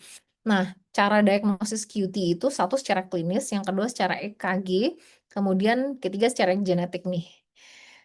Genetic testing itu dia sekitar 60-70% bisa dapat. 15-20%-nya dia angkanya adalah dia genotip negatif after testing gitu ya. Jadi tidak tidak mesti selamanya akan ketahuan juga. Jadi maksudnya dengan artian dengan data yang kita dapatkan bukan berarti kita tidak merasa pasiennya oh bukan long QT nih gitu, tapi memang karena ada 20%-nya yang genotip negatif varian. So, apa yang saya lakukan pada pasien ini, saya tetap yakin bahwa pasiennya adalah sebuah long QT syndrome dengan gambaran EKG yang udah eh, definite ya, tadi sampai 546, which is sangat sangat panjang. Dan akhirnya kita memutuskan untuk melakukan treatment. Treatmentnya adalah obat-obatan, dan untuk prevention sudden cardiac death-nya adalah kita rencanakan untuk pemasangan ICD. Next slide. Follow up-nya, pasiennya menolak buat ICD karena alasan finansial. Memang ICD masih lumayan mahal di Indonesia, jadi eh, butuh financial support yang lumayan untuk bisa kita pasang ICD. ICD itu adalah implantable cardiac defibrillator. Jadi alat defib tapi ditanam di dalam eh, di daerah klavikula bawah. Kalau misalnya ada cases ventricular tachycardia atau malignan aritmia yang terjadi pada pasien, dia akan defibrilasi dan alatnya akan bekerja. Jadi karena menolak ICD ya udah kita konservatif treatment, kita kasih obat-obatan, bisa beta blocker, dan kita follow up pasiennya setiap 3 bulan. Saya minta Holter. Follow up pertama 3 bulan improvement QTC-nya turun ke 500 dari 546 dan tidak ada komplain dan tidak ada cerita near to syncope. Kemudian di bulan ke-6, 3 bulan lagi selanjutnya kita minta Holter lagi, turun lagi ke 460, juga tidak ada gejala. Jadi eh, judgement klinis saya menyatakan bahwa pasiennya betul memang long QT dan menunjukkan perbaikan begitu kita memberikan obat-obatan yang mensupport untuk long QT-nya. Gitu. Pasiennya masih follow up sampai sekarang. Lanjut. Kasus kedua. Jadi kasus kedua ini adalah sudden cardiac death screening. Ini kasus yang menarik banget. Jadi laki-laki 43 tahun datang ke klinik untuk screening. Dia nggak ada masalah sama sekali. Kebetulan memang orangnya cukup berada dan edukasinya baik. Adik laki-lakinya 41 tahun meninggal 3 hari yang lalu pada saat istirahat. Nggak ada catatan berobat ke dokter. Jadi benar-benar murni kayak orang sehat di mata dia. Tapi bapaknya itu juga meninggal mendadak pada umur 40 tahun. Dianya sendiri punya diabetes, tapi rutin kontrol. Dan pasiennya bukan seorang atlet. Oke, kemudian kita EKG, pasiennya dapat dengan sinus ritme dengan borderline first degree AV block. Kemudian kita echo, pasiennya normal. Next, kita bikin pedigree dulu. Jadi ini menarik nih pedigrinya. Jadi bapaknya meninggal, udah disilang kayak gini, 40 tahun, ibunya masih ada. Kemudian ini pasiennya, ini adiknya yang sudah meninggal. Kai, apa yang akan kita lakukan? Saya order genetic testing yang ke arah sudden cardiac death panel. Belum ada ide apa-apa karena secara EKG normal. Jadi kita ordernya yang related kepada sudden cardiac death. Sampai dapatlah gen di RYR2. Ini adalah ryanodine receptor 2. Tapi dapetnya variant of uncertain significant lagi. Jadi nggak dapet yang mutan selesai gitu masalah. Jadi emang positif ternyata enggak gitu. Ternyata hidup ini lebih menarik kasihnya zona abu-abu. Bingung lagi deh, lanjut dulu. Mau diapain pasiennya? Kemudian saya cerita sama pasiennya, Bapak kita dapat nih genetik ini. Cuma ternyata kategorinya tuh kategori abu-abu gitu misalnya.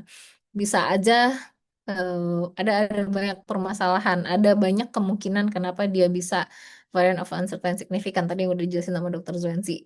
Terus kita perlu next eh, treatment, aku bilang kan.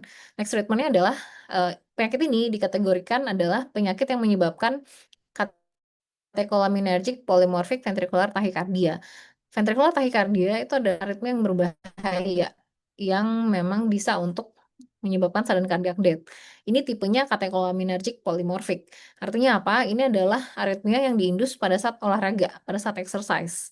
Dia inherited autosomal dominant. Bapaknya meninggal karena penyakit karena henti jantung mendadak, adiknya meninggal karena henti jantung mendadak juga. Jadi cocok ya ceritanya ya, autosom dominan, kemudian turunan dari bapak, adiknya juga dapat.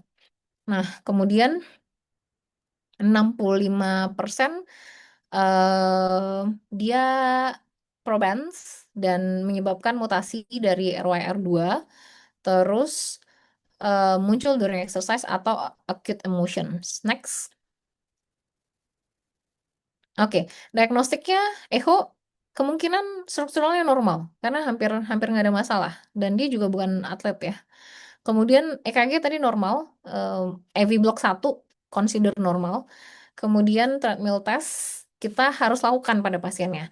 Nah, problemnya adalah pasiennya belum mau dilakukan tindakan karena kayak memang baru pasiennya baru aja kontrol dan dia kayak butuh waktu untuk mencerna apa yang terjadi dan akhirnya dia belum memutuskan apa next step yang akan diambil.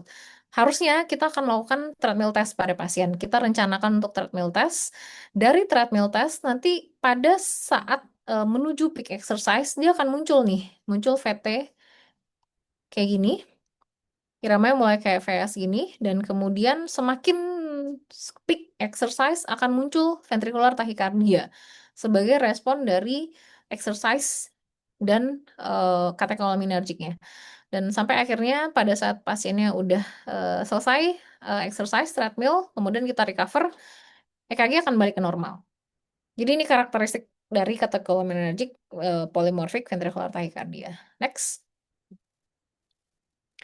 Manajemennya, apa yang kita bisa lakukan sama pasien? Yang pertama adalah sudden cardiac death prevention dengan pasang ICD lagi. Jadi untuk mencegah sudden cardiac death, most likely adalah kita saranin untuk pasang ICD dan kita berikan obat-obatan. Jadi untuk menghambat jangan sampai irama malignan yang tadi muncul, kita berikan beta blocker sama flecainide dan di follow up terus-menerus, dan juga tentunya yang paling penting adalah kita kasih ICD. Tadi pasiennya belum memutuskan, mungkin semoga dalam beberapa waktu ke depan dia akan memberikan jawaban untuk kasusnya.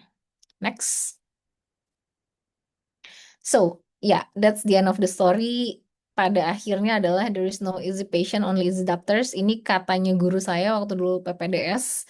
Jadi jangan pernah ngelihat pasien itu kayak business as usual. Kayak, aduh dok, saya berdebar nih, gitu kan. Oh iya nggak apa-apa, biasa aja kok berdebar. Coba kalian explore berdebarnya kenapa, muncul kapan aja, seberapa sering, seberapa mengganggu berdebarnya sama dia. Dan jangan pernah ragu untuk tanya kepada ahli atau rujuk kepada ahli.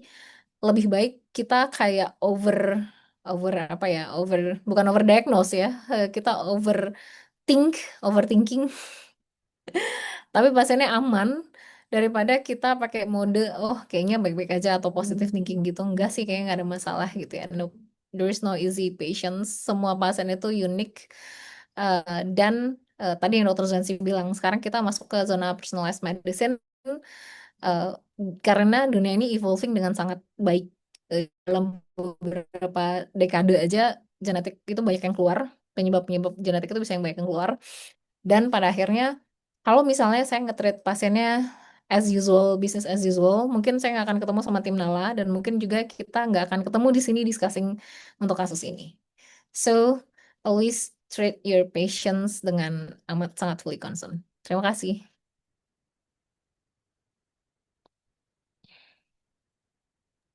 Wah, luar biasa menarik sekali Dokter Mega. Terima kasih banyak dokter atas sharing-sharingnya dok. Sama-sama. Ini iya, terima kasih dok. Ini kayaknya kita seru nih dok. Kita lanjut diskusinya ya dok. Saya izin mengundang untuk Dokter Zuensi kembali hadir dok.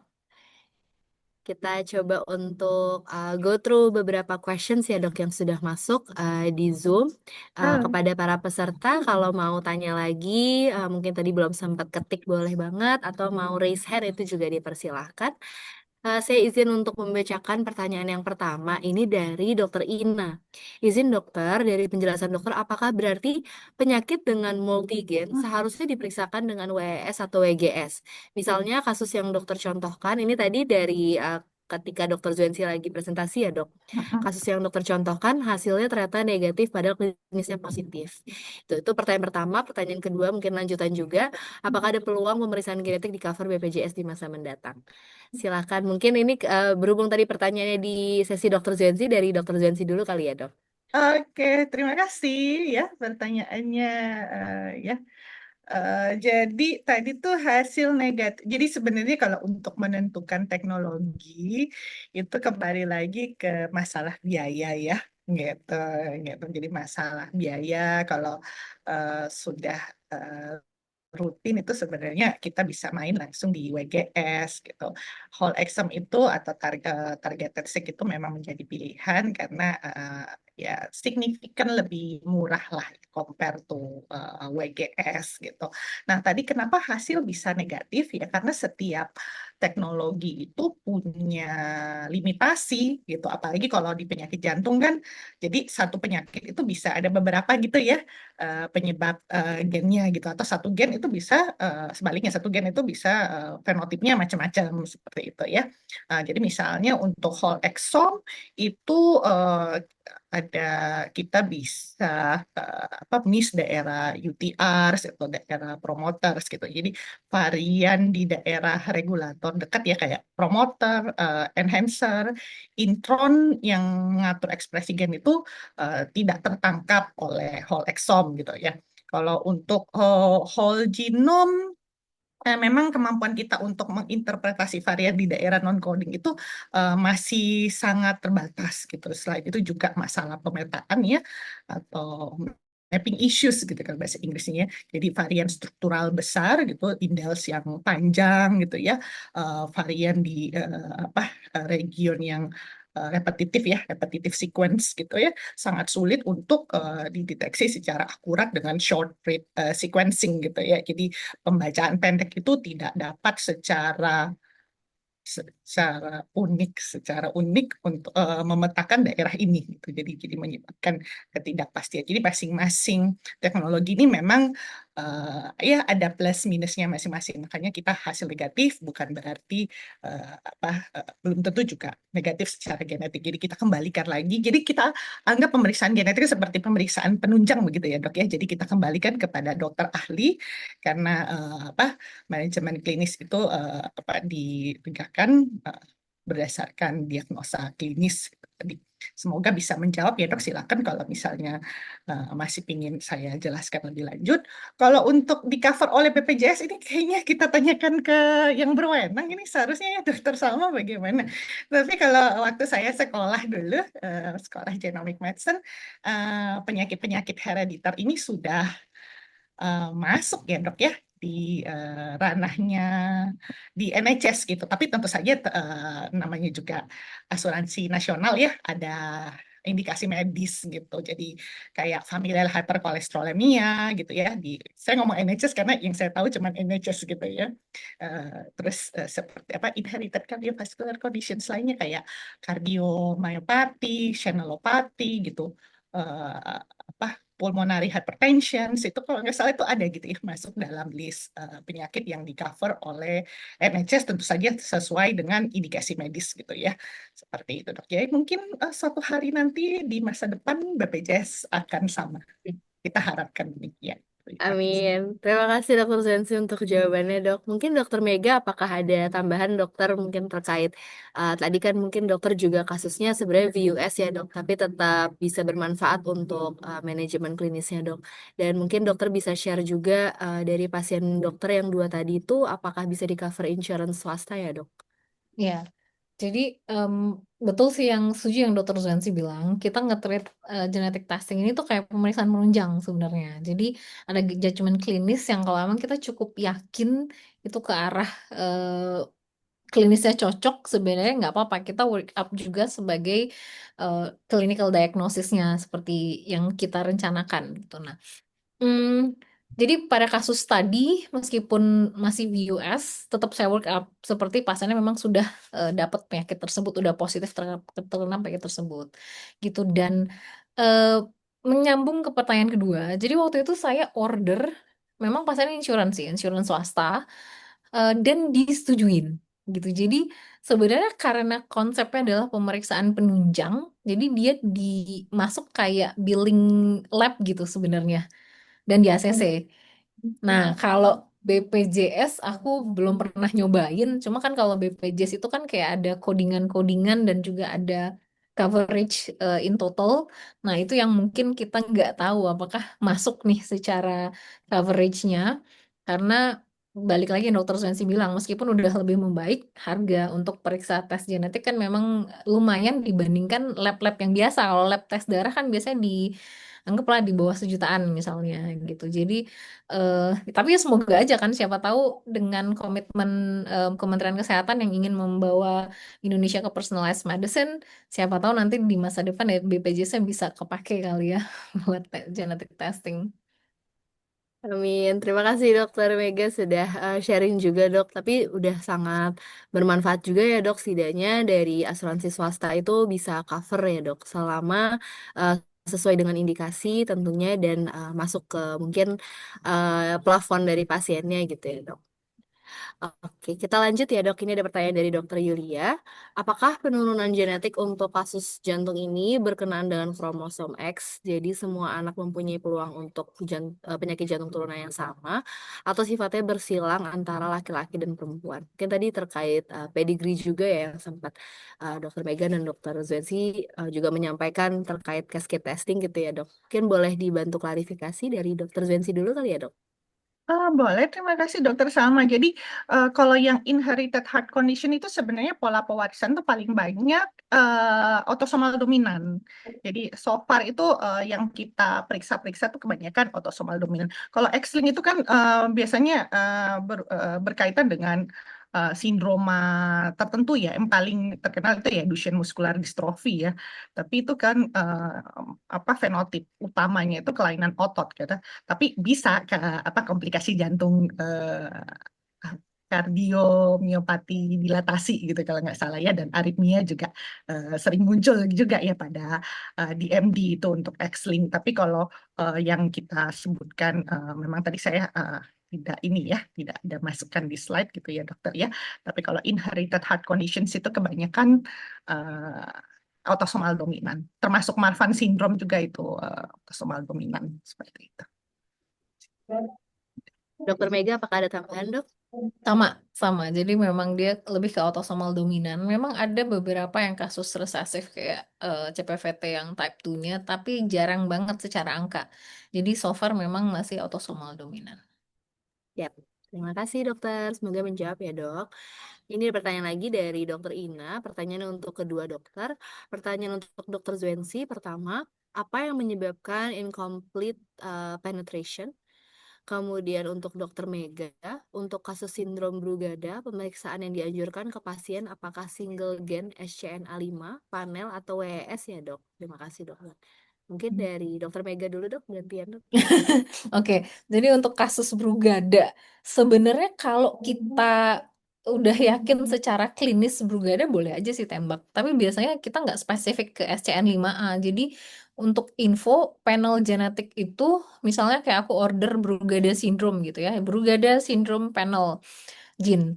Nanti yang bakal di tas itu ada kayak 3.000 jeans. Jadi nggak cuma kayak buang rugi bayar mahal cuma SCN5A, no. Jadi yang diperiksa tuh banyak banget, dan yang aku suka dari Nala yang bikin pasiennya cukup wow faktornya juga adalah dilisin semua genetik-genetik yang diperiksain. Jadi 3.000 tuh banyak banget emang, dan itu ditulis semua. Jadi kita juga sebagai klinisi merasa cukup confidence bahwa oh ternyata gen yang ini diperiksain gitu. Dari gen yang paling ngeling kuat untuk Brugada sampai ngeling gen yang mungkin nggak terlalu spesifik ke Brugada itu juga diperiksain sebenarnya. Kalau belum yakin misalnya kayak keluhannya berdebar, mungkin harusnya sebaiknya digali lagi ya. Untuk WS sebenarnya boleh-boleh aja. Kalau dia punya financial resource yang banyak sih nggak ada masalah. Cuma kalau masih terbatas budget, mungkin kita secara klinis cari dulu ini ke arah mana, Brugada syndrome atau misalnya kasus yang lain misalnya. Nah, nanti kalau udah oke, biasanya di tick di Brugada syndrome panel, nanti banyak kok yang diperiksain, nggak cuma SCN5A doang. Terima kasih, pertanyaannya bagus. Oke, terima kasih Dokter Mega. Izin Dokter Zensi, silakan, Dok.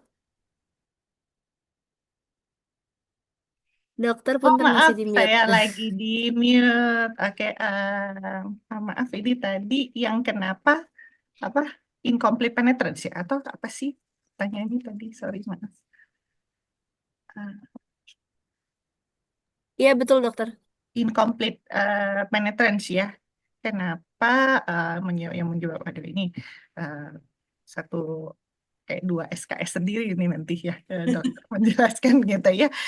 Tapi intinya itu ada bahasa gampangnya apa ya? Kayak modifier genes apa ya kayak ada faktor genetik lain yang bisa menekan atau memperkuat efek dari main mutant atau efek dari mutasi utama. Jadi misalnya ada orang yang bawa mutasi tapi ada gen lain yang melindungi sehingga gejalanya juga tidak muncul. Terus yang paling sering juga hipotesis itu ada variasi epigenetik ya seperti metilasi DNA atau modifikasi histone seperti sakelar gitu ya yang mengatur apakah mutant tadi bisa on atau off gitu. Juga ada faktor lingkungan dan gaya hidup juga, diet, paparan, toksin, infeksi, aktivitas fisik, dan bahkan obat-obatan gitu. Jadi bisa mempengaruhi yang sakelar yang tadi gitu. Juga ada beberapa faktor seperti apa ya yang late onset. Jadi penyakit baru muncul di usia tertentu ya. Jadi sebelum umur itu aja pembawa mutasi masih terlihat sehat. Jadi ada juga ya pengaruh jenis kelamin juga dan pengaruh hormonal ya. Kurang lebih simpelnya itu seperti itu penjelasannya. Yap. Begitu. Ada lagi jawabannya. Oke. Oke, terima kasih Dokter Zensi. Dokter-dokter izin sebenarnya waktu kita kan 3 menit lagi dok, tapi ini pertanyaannya masih banyak. Dokter Mega sampai jam 10 nggak apa-apa ya dok ya? Maksimal Boleh, banget jam 10. Siap, boleh. oke dok. Ini ada pertanyaan dari Dokter Era Mardia untuk Dokter Mega. Jika pasien diperiksa terdapat gen yang menyebabkan aritmia, apakah ada aktivitas fisik yang harus dihindari oleh pasien tersebut? Dan untuk pengobatan medisnya apakah jadi berlangsung seumur hidup nih dok karena kondisi genetik gitu?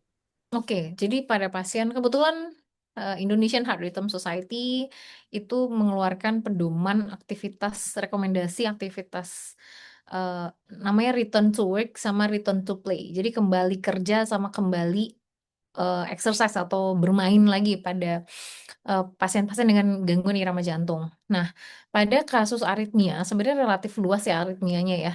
Tergantung aritmianya apa. Terus yang kedua, apakah dia pasang pacemaker atau enggak, atau pasang ICD atau enggak, pasang device atau enggak. Secara general, olahraga intensitas ringan hingga sedang itu direkomendasikan. Yang tidak direkomendasikan adalah intensitas berat. Terus pada kasus-kasus pasien yang sudah dipasang device, itu tidak direkomendasikan olahraga-olahraga yang bisa merusak device-nya. Biasa kan device-nya ditanamnya di sini ya. Misalnya kayak sepak bola. Sepak bola terus kemudian kena bagian sini kan bahaya ya gitu. Jadi paling amannya adalah sebenarnya konsultasi dulu sama dokter jantung ya kalau punya aritmia. Dok, saya pengen olahraga. eh, Olahraga apa aja yang diperbolehkan untuk saya gitu. Jadi jangan mikir sendiri, biarin dokter jantungnya aja yang mikir. Pengobatannya seumur hidup atau enggak, tergantung lagi. Aku nggak bisa jelasin karena spektrum aritmia tuh luas banget. Mulai dari yang paling simple kayak cuma VRS single atau yang paling rumit kayak malignan aritmia kayak ventricular tachycardia. Dan itu bisa selamanya minum obat, bisa juga enggak gitu tergantung atau bahkan bisa tidak perlu minum obat sebenarnya.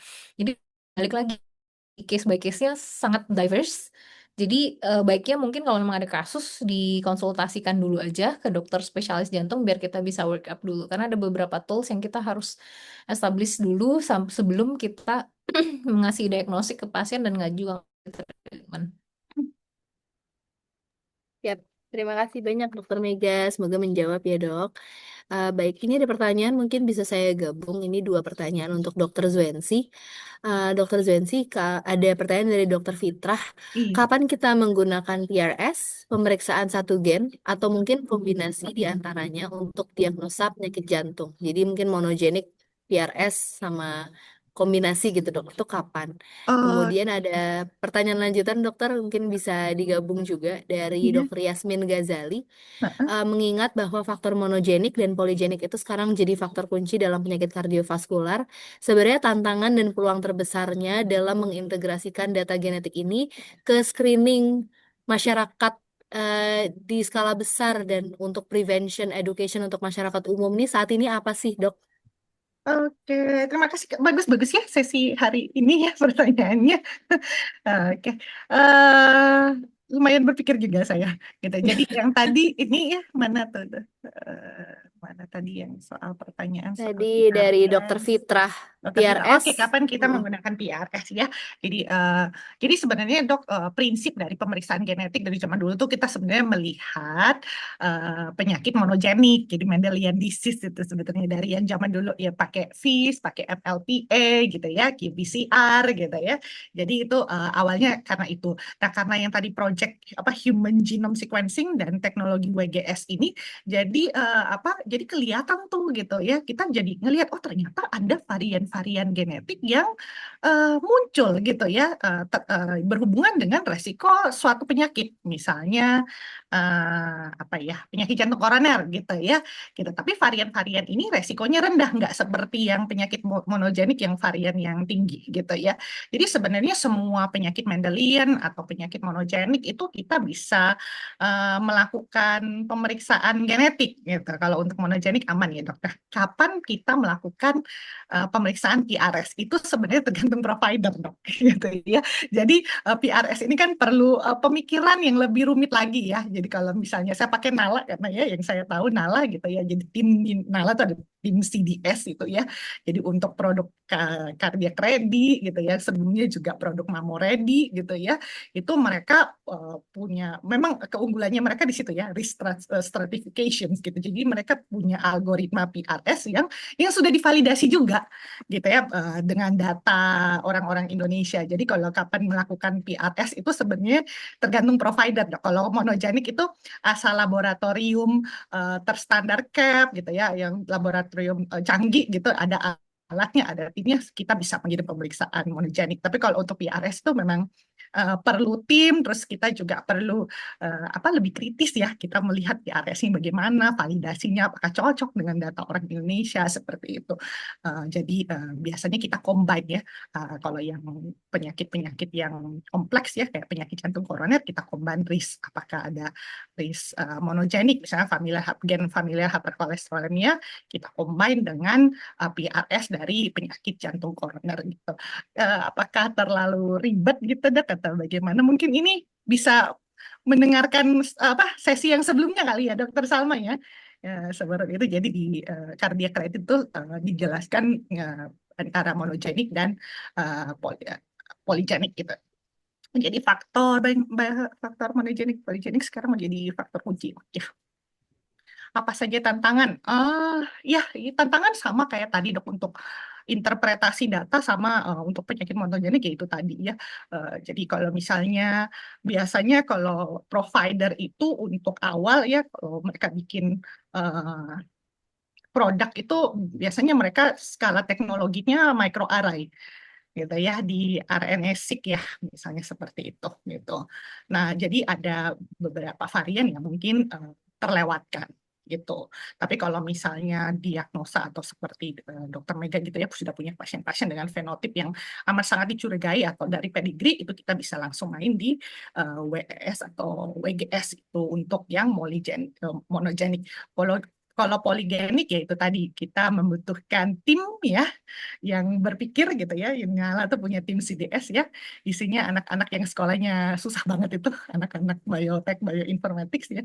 Jadi mereka yang bikin algoritmanya, kita enak ya sebagai klinisi ya kita tinggal dapetin hasil tuh yang udah enak banget. Jadi mereka yang ribet lah dengan algoritma, dengan codingnya. Jadi itu ya. Jadi tenaga ahli adalah masih menjadi tantangan juga ya. Terus data personalisasi yang lebih personal, data khusus untuk orang Indonesia. Kan kita beragam gitu ya dok ya. Jadi dok saya ngajar di UKSW ya. Di sana kita punya laboratorium molekuler, tim genetik molekuler juga di sana lengkap dipimpin oleh Pak Ferry. Pak Ferry itu juga lulusan sama dengan saya dari Imperial College London. Kita fokus di genetik molekuler gitu. Pak Ferry juga mensequence apa namanya timnya kami itu ya mensequence kayak DNA Indonesia tapi yang berhubungan dengan metabolic disease. So far masih dapat 3 populasi ya, Sulawesi Utara, Kalimantan dengan Jawa. Dari situ saja dok perbedaannya lumayan. Jadi gen dari orang Jawa itu ternyata cuman ada kurang lebih ya SNPs-nya itu kurang lebih ada persamaan cuma 20% dibandingkan dengan gen orang Sulawesi Utara dan Kalimantan. Itu baru 3 populasi dok ya. Bagaimana kalau kita sequence semuanya gitu. Jadi itu saya sudah bisa melihat SNPs-SNPs yang ini lebih banyak muncul di suku apa gitu. Jadi ada datanya masih data mentah bagus sekali. Jadi itu juga tantangan kita ya gitu data keberagaman Indonesia gitu. Jadi sehingga bisa lebih dipersonalisasi lagi. Terus screening kesehatan masyarakat di skala besar itu bergantung pada asuransi itu ya biasanya ya dok ya. Kalau biasanya di cover itu akan lebih mudah, tapi sekarang memang kita belum ke skala populasi. Terus prevention education untuk masyarakat umum ini memang tugas dari semua ya tenaga kesehatan gitu untuk mengenali gitu ya dan edukasi ya. Kalau Nala sih rajin banget ini mereka tiap minggu tuh selalu ada acara tuh saya gitu. tiap bulan minimal sekali training, terus untuk apa ya namanya undangan-undangan jadi ya soal promosi kesehatan lah ya, promosi preventif kesehatan seperti itu. Karena memang tidak bisa dipungkiri kita di Indonesia juga masih banyak PR di penyakit-penyakit infeksi tropik gitu seperti itu, Dok. Jadi mungkin itu juga belum, jadi yang genomik-genomik itu belum terlalu prioritas. Itu dari saya, Dokter Sama. Silakan. Terima kasih banyak Dokter Zensi untuk jawabannya, Dok. Baik, Dokter. Mungkin ini ada pertanyaan lebih lanjut untuk Dokter Mega dari Dokter Ade Irma terkait kasus yang kedua tadi, Dok. Jadi untuk kasus kedua ditemukan pasien hasilnya area R2 VUS. Bagaimana mengaitkannya ke fenotype proben? Lalu untuk diagnosis diferensial pada pasien ini, eh, apakah CPVT itu merupakan differential diagnosis yang teratas? Mengingat riwayat keluarganya sudden death at rest bukan during exercise atau acute emotion, Dok. Kemudian apakah ada workup lagi untuk exercise stress test dan pharmacological challenge pada pasien ini? Apakah clinical workup-nya sudah cukup untuk menginterpretasikan area R2 VUS tersebut ya? Mungkin cukup detail nih, Dok, pertanyaannya. Silakan Dokter Mega. Dokter izin masih di mute, Dokter. Sorry. Ya, jadi pertanyaannya bagus banget, dokternya pinter. Jadi sebenarnya pasien masih ongoing follow up ke kita, belum selesai sebenarnya diagnostik. Saya pengen nampilin karena kasusnya menarik. Jadi saya pengen ngasih dua kasus, satu secara genotype, sorry, secara pedigree keluarganya belum jelas, sama satu lagi secara pedigree keluarganya udah jelas gitu. Jadi ada dua dua view yang berbeda. Nah, kebetulan saya jarang-jarang dapat pasien yang pedigree keluarga jelas ada sudden cardiac death dan mau datang. Jadi ini saya cukup apresiasi juga sama pasiennya. eh Pasiennya itu datang kayak ada 1 bulanan yang lalu deh, masih baru banget. Jadi waktu itu saya baru sempet echo aja sama pasiennya, sama EKG. Kita belum treadmill test, kita belum holter juga. Dan karena kita pengen sekalian jalan, belum treadmill karena pasiennya bilang dia pengen butuh waktu dulu biar bisa lebih fit karena waktu pas datang dia ngerasa nggak fit dan dia belum nyiapin alat-alat olahraga dan segala macam. Jadi ya udah kita hold dulu. Terus saya rencanakan beberapa tindakan. Jadi kayak satu genetic testing, yang kedua holter, yang ketiga treadmill. Nah, yang baru dikerjakan itu adalah genetiknya doang. Terus pasiennya belum datang saat itu untuk treadmill sama holter. Kemudian karena lumayan sibuk memang orangnya, hasilnya udah datang, saya minta dia datang. Kemudian dia datang bilangnya cuma bisa baca doang. Saya belum bisa treadmill sama halter karena ada beberapa kesibukan, dia bilang. Jadi kita memang masih limitation untuk eh, rencananya emang belum belum full semua hal dikerjakan. Dan saya juga menceritakan ada beberapa kemungkinan-kemungkinan. Nah, terkait untuk judgement klinisnya, kenapa CPV test sebenarnya kita melihat genetik yang tes genetik yang ada. Dan di genetic panel ini saya bisa dibilang nggak kayak kasus pertama yang udah spesifik ke long QT syndrome. Di sana saya nulisnya memang cardiac screening, cardiac death panel sekali ya. Termasuk kayak Brugada syndrome atau misalnya pada kasus apalagi channelopathy lain yang short QT syndrome, long QT syndrome itu juga masuk diperiksain. Kemudian yang relate pada terkait dengan ventricular tachycardia itu juga kita periksakan waktu itu, dan yang keluarnya adalah bagian RYR2 ini gitu. Jadi saya mencoba working up-nya betul dari hasil yang keluar, tapi dengan notes kita sudah meriksakan semua gen lainnya. Nah, terkait secara klinis at rest pada adik sebenarnya ya, pada bapaknya dia nggak terlalu tahu bapaknya meninggal itu pada saat lagi apa. Pada adiknya pada at rest, cuma dia sendiri juga tidak melihat secara langsung apakah at rest-nya benar-benar murni pada saat rest atau misalnya cuma di kamar doang dianggap rest lah sama keluarga gitu kan. Kita kan ya mungkin di kamar dia treadmill atau ada emotion dan lain-lain kita kan juga nggak tahu. Jadi kalau saya biasanya nggak solely akan eh, rely on anamnesis ke pasien meskipun kita menerima data itu, tapi kita tetap harus melihat kemungkinan-kemungkinan apakah betul data yang disampaikan pada pasien itu cukup reliable untuk kita bisa terima 100%. gitu. Kalau misalnya kita yakin kayaknya mungkin ada kemungkinan lain gitu, misalnya yang kayak tadi saya cerita mungkin dia di kamar habis melakukan suatu hal kerja keras atau ada emotion yang terlibat, kita nggak ada yang tahu juga gitu. Jadi em, pada kasus ini memang pendekatannya relatif ada beberapa sudut yang kita lihat gitu, dan another notes-nya adalah belum selesai sebenarnya. Jadi pasiennya tuh belum dapat obat juga. Jadi saya baru cerita hasil dari genetic testing, kemudian saya minta dia datang lagi untuk bisa kita tes selanjutnya. Tes selanjutnya adalah treadmill test untuk meyakinkan bahwa ini adalah sebuah CPVT sampai akhirnya kita dapat ventricular tachycardia pada saat rest gitu. Jadi belum dapat obat juga, belum di ICD juga, baru cerita aja ini harus apa sesudah ini. Jadi emang masih agak panjang perjalanannya. Cuma karena kasusnya menarik, jadi saya pengen tampilin di sini gitu. Oke dok, mungkin nanti kita bulan depan bikin sesi lagi ya dok, Follow up ya. lanjutan follow up dari pasiennya dok. Karena ini kayaknya banyak yang penasaran dok. Dan ini juga mungkin ada pertanyaan lanjutan. Ini bisa nyambung juga sih untuk pertanyaan. Ada dua pertanyaan dari dokter Ina dan dokter Ade Irma. Sama-sama terkait cascade testing sih dok. Jadi mungkin pertanyaan pertama bisa untuk dokter Zuensi terlebih dahulu. Kalau misalnya ada keluarga pasien nih dok, dia aritmia. Jadi pasiennya aritmia, kemudian hasilnya ada mutasi gitu dok. Mhm. Tapi keluarganya sendiri, mungkin anak, ibu, bapak, adik, kakak gitu nggak ada gejala dok. Nah itu sebenarnya apakah harus dilakukan cascade testing pada keluarganya?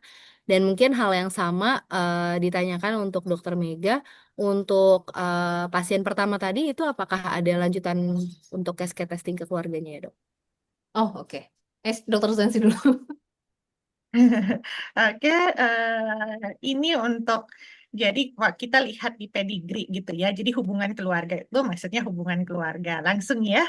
Jadi kalau suami dengan istri, kalau suaminya positif, istrinya negatif ya nggak apa-apa gitu ya sebetulnya gitu.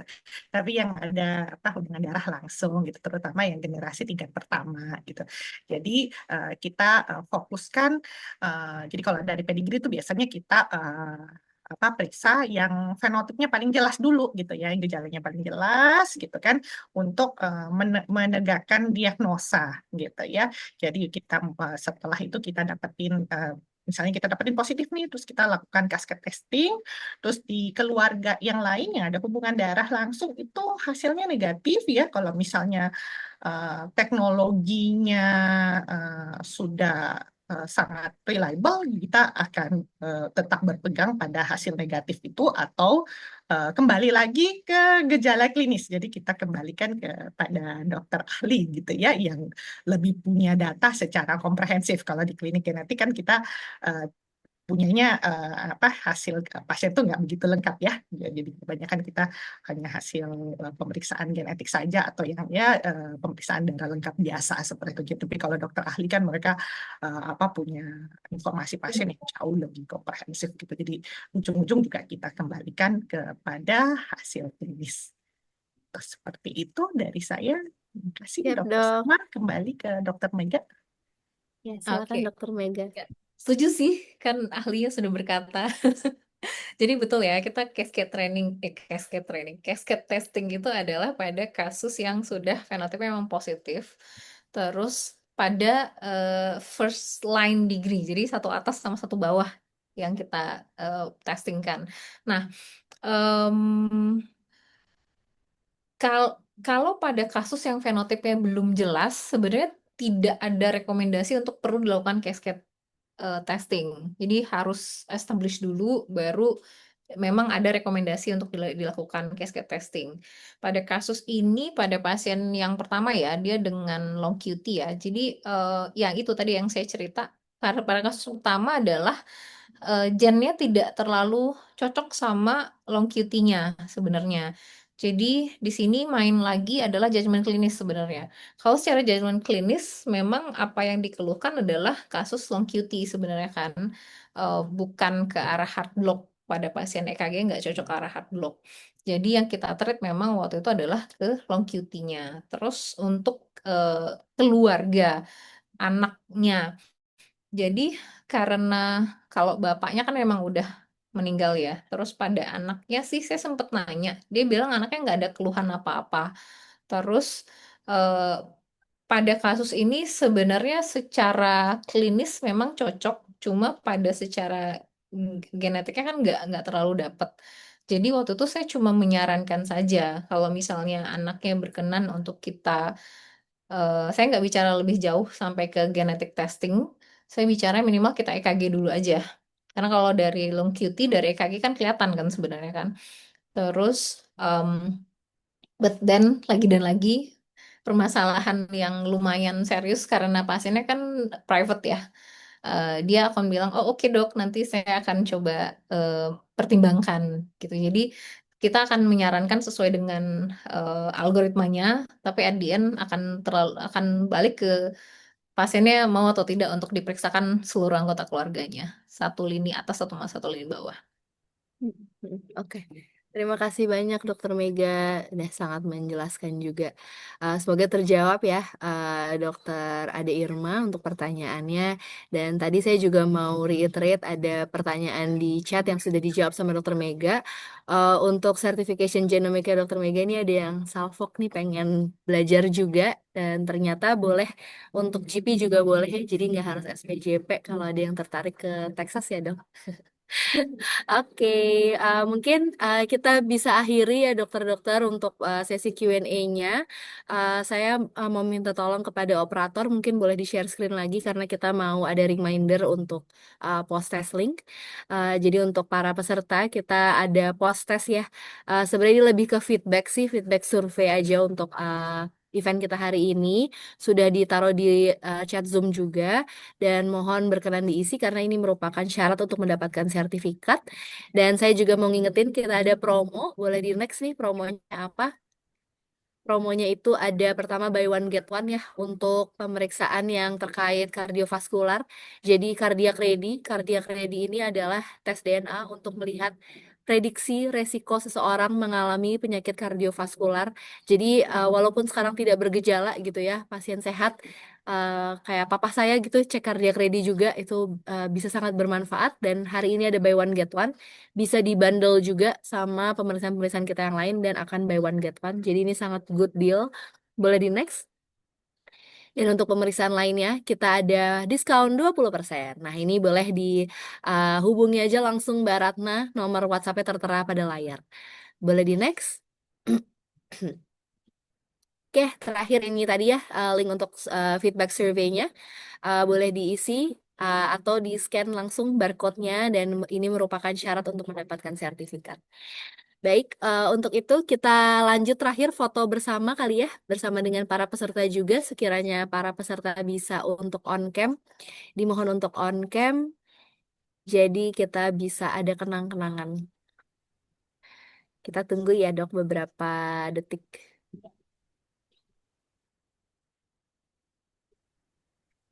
Ya, luar biasa nih dokter-dokter yang pagi-pagi udah ready untuk belajar. Kemarin pas dokter Mega bilang, Salma saya bisanya jam 8 pagi.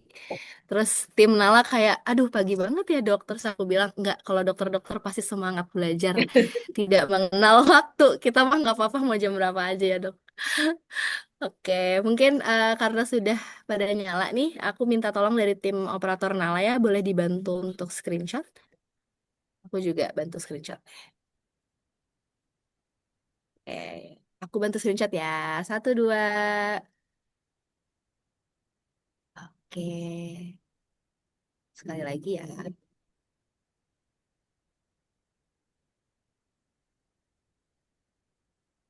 Oke, sudah sepertinya. Baik, untuk itu saya ucapkan banyak banget terima kasih untuk Dokter Zensi dan Dokter Mega atas waktunya, sharingnya, ilmunya. Sangat-sangat bermanfaat, membuka wawasan kita semua. Semoga berkenan untuk nanti kita sharing-sharing lagi ya, Dokter Zensi dan Dokter Mega. Saya juga sebagai MC mewakili tim Nala Genetics minta maaf jika ada kekurangan. Lalu dokter-dokter izin kita sebenarnya punya onboarding proses. Mungkin tim Nala mau share screen lagi. Kalau dokter-dokter di sini ada yang berkenan untuk pengen belajar lebih lanjut gitu ya tentang pemeriksaan-pemeriksaan di Nala Genetics. Betul kata Dokter Zwensi, setiap bulannya kita ada sebenarnya event seperti ini ya, ada Genetic Essential Training Series. Tapi kita juga ada sebenarnya onboarding yang bisa dipelajari secara at your own pace gitu. Kita ada Google Classroom. Memang saat ini untuk Google Classroom-nya itu kita terbatas pada ada 5 pemeriksaan ya di Nala Genetics. Jadi RX Ready, Nutri Ready, Life Ready, Mamo Ready, dan Cardiac Ready. Untuk pemeriksaan WS dan WGS mungkin menyusul ya dok, kita buatkan kelasnya. Tapi setidaknya udah ada 5 pemeriksaan genetik yang bisa dokter-dokter pelajari langsung pakai Google Classroom. Silakan Dokter Lily, ini ya sudah tertera di layar ya. Tinggal ketik bit.ly/nala strip onboard atau scan barcode ini.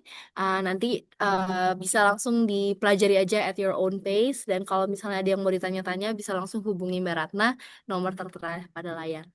Terima kasih banyak semuanya. Sampai berjumpa lagi. Harapannya di Genetic Essential Training Series yang ke-9. Terima kasih. Mari Terima kasih saya izin tutup semuanya. ya. Semuanya. Saya Liv ya. Terima kasih.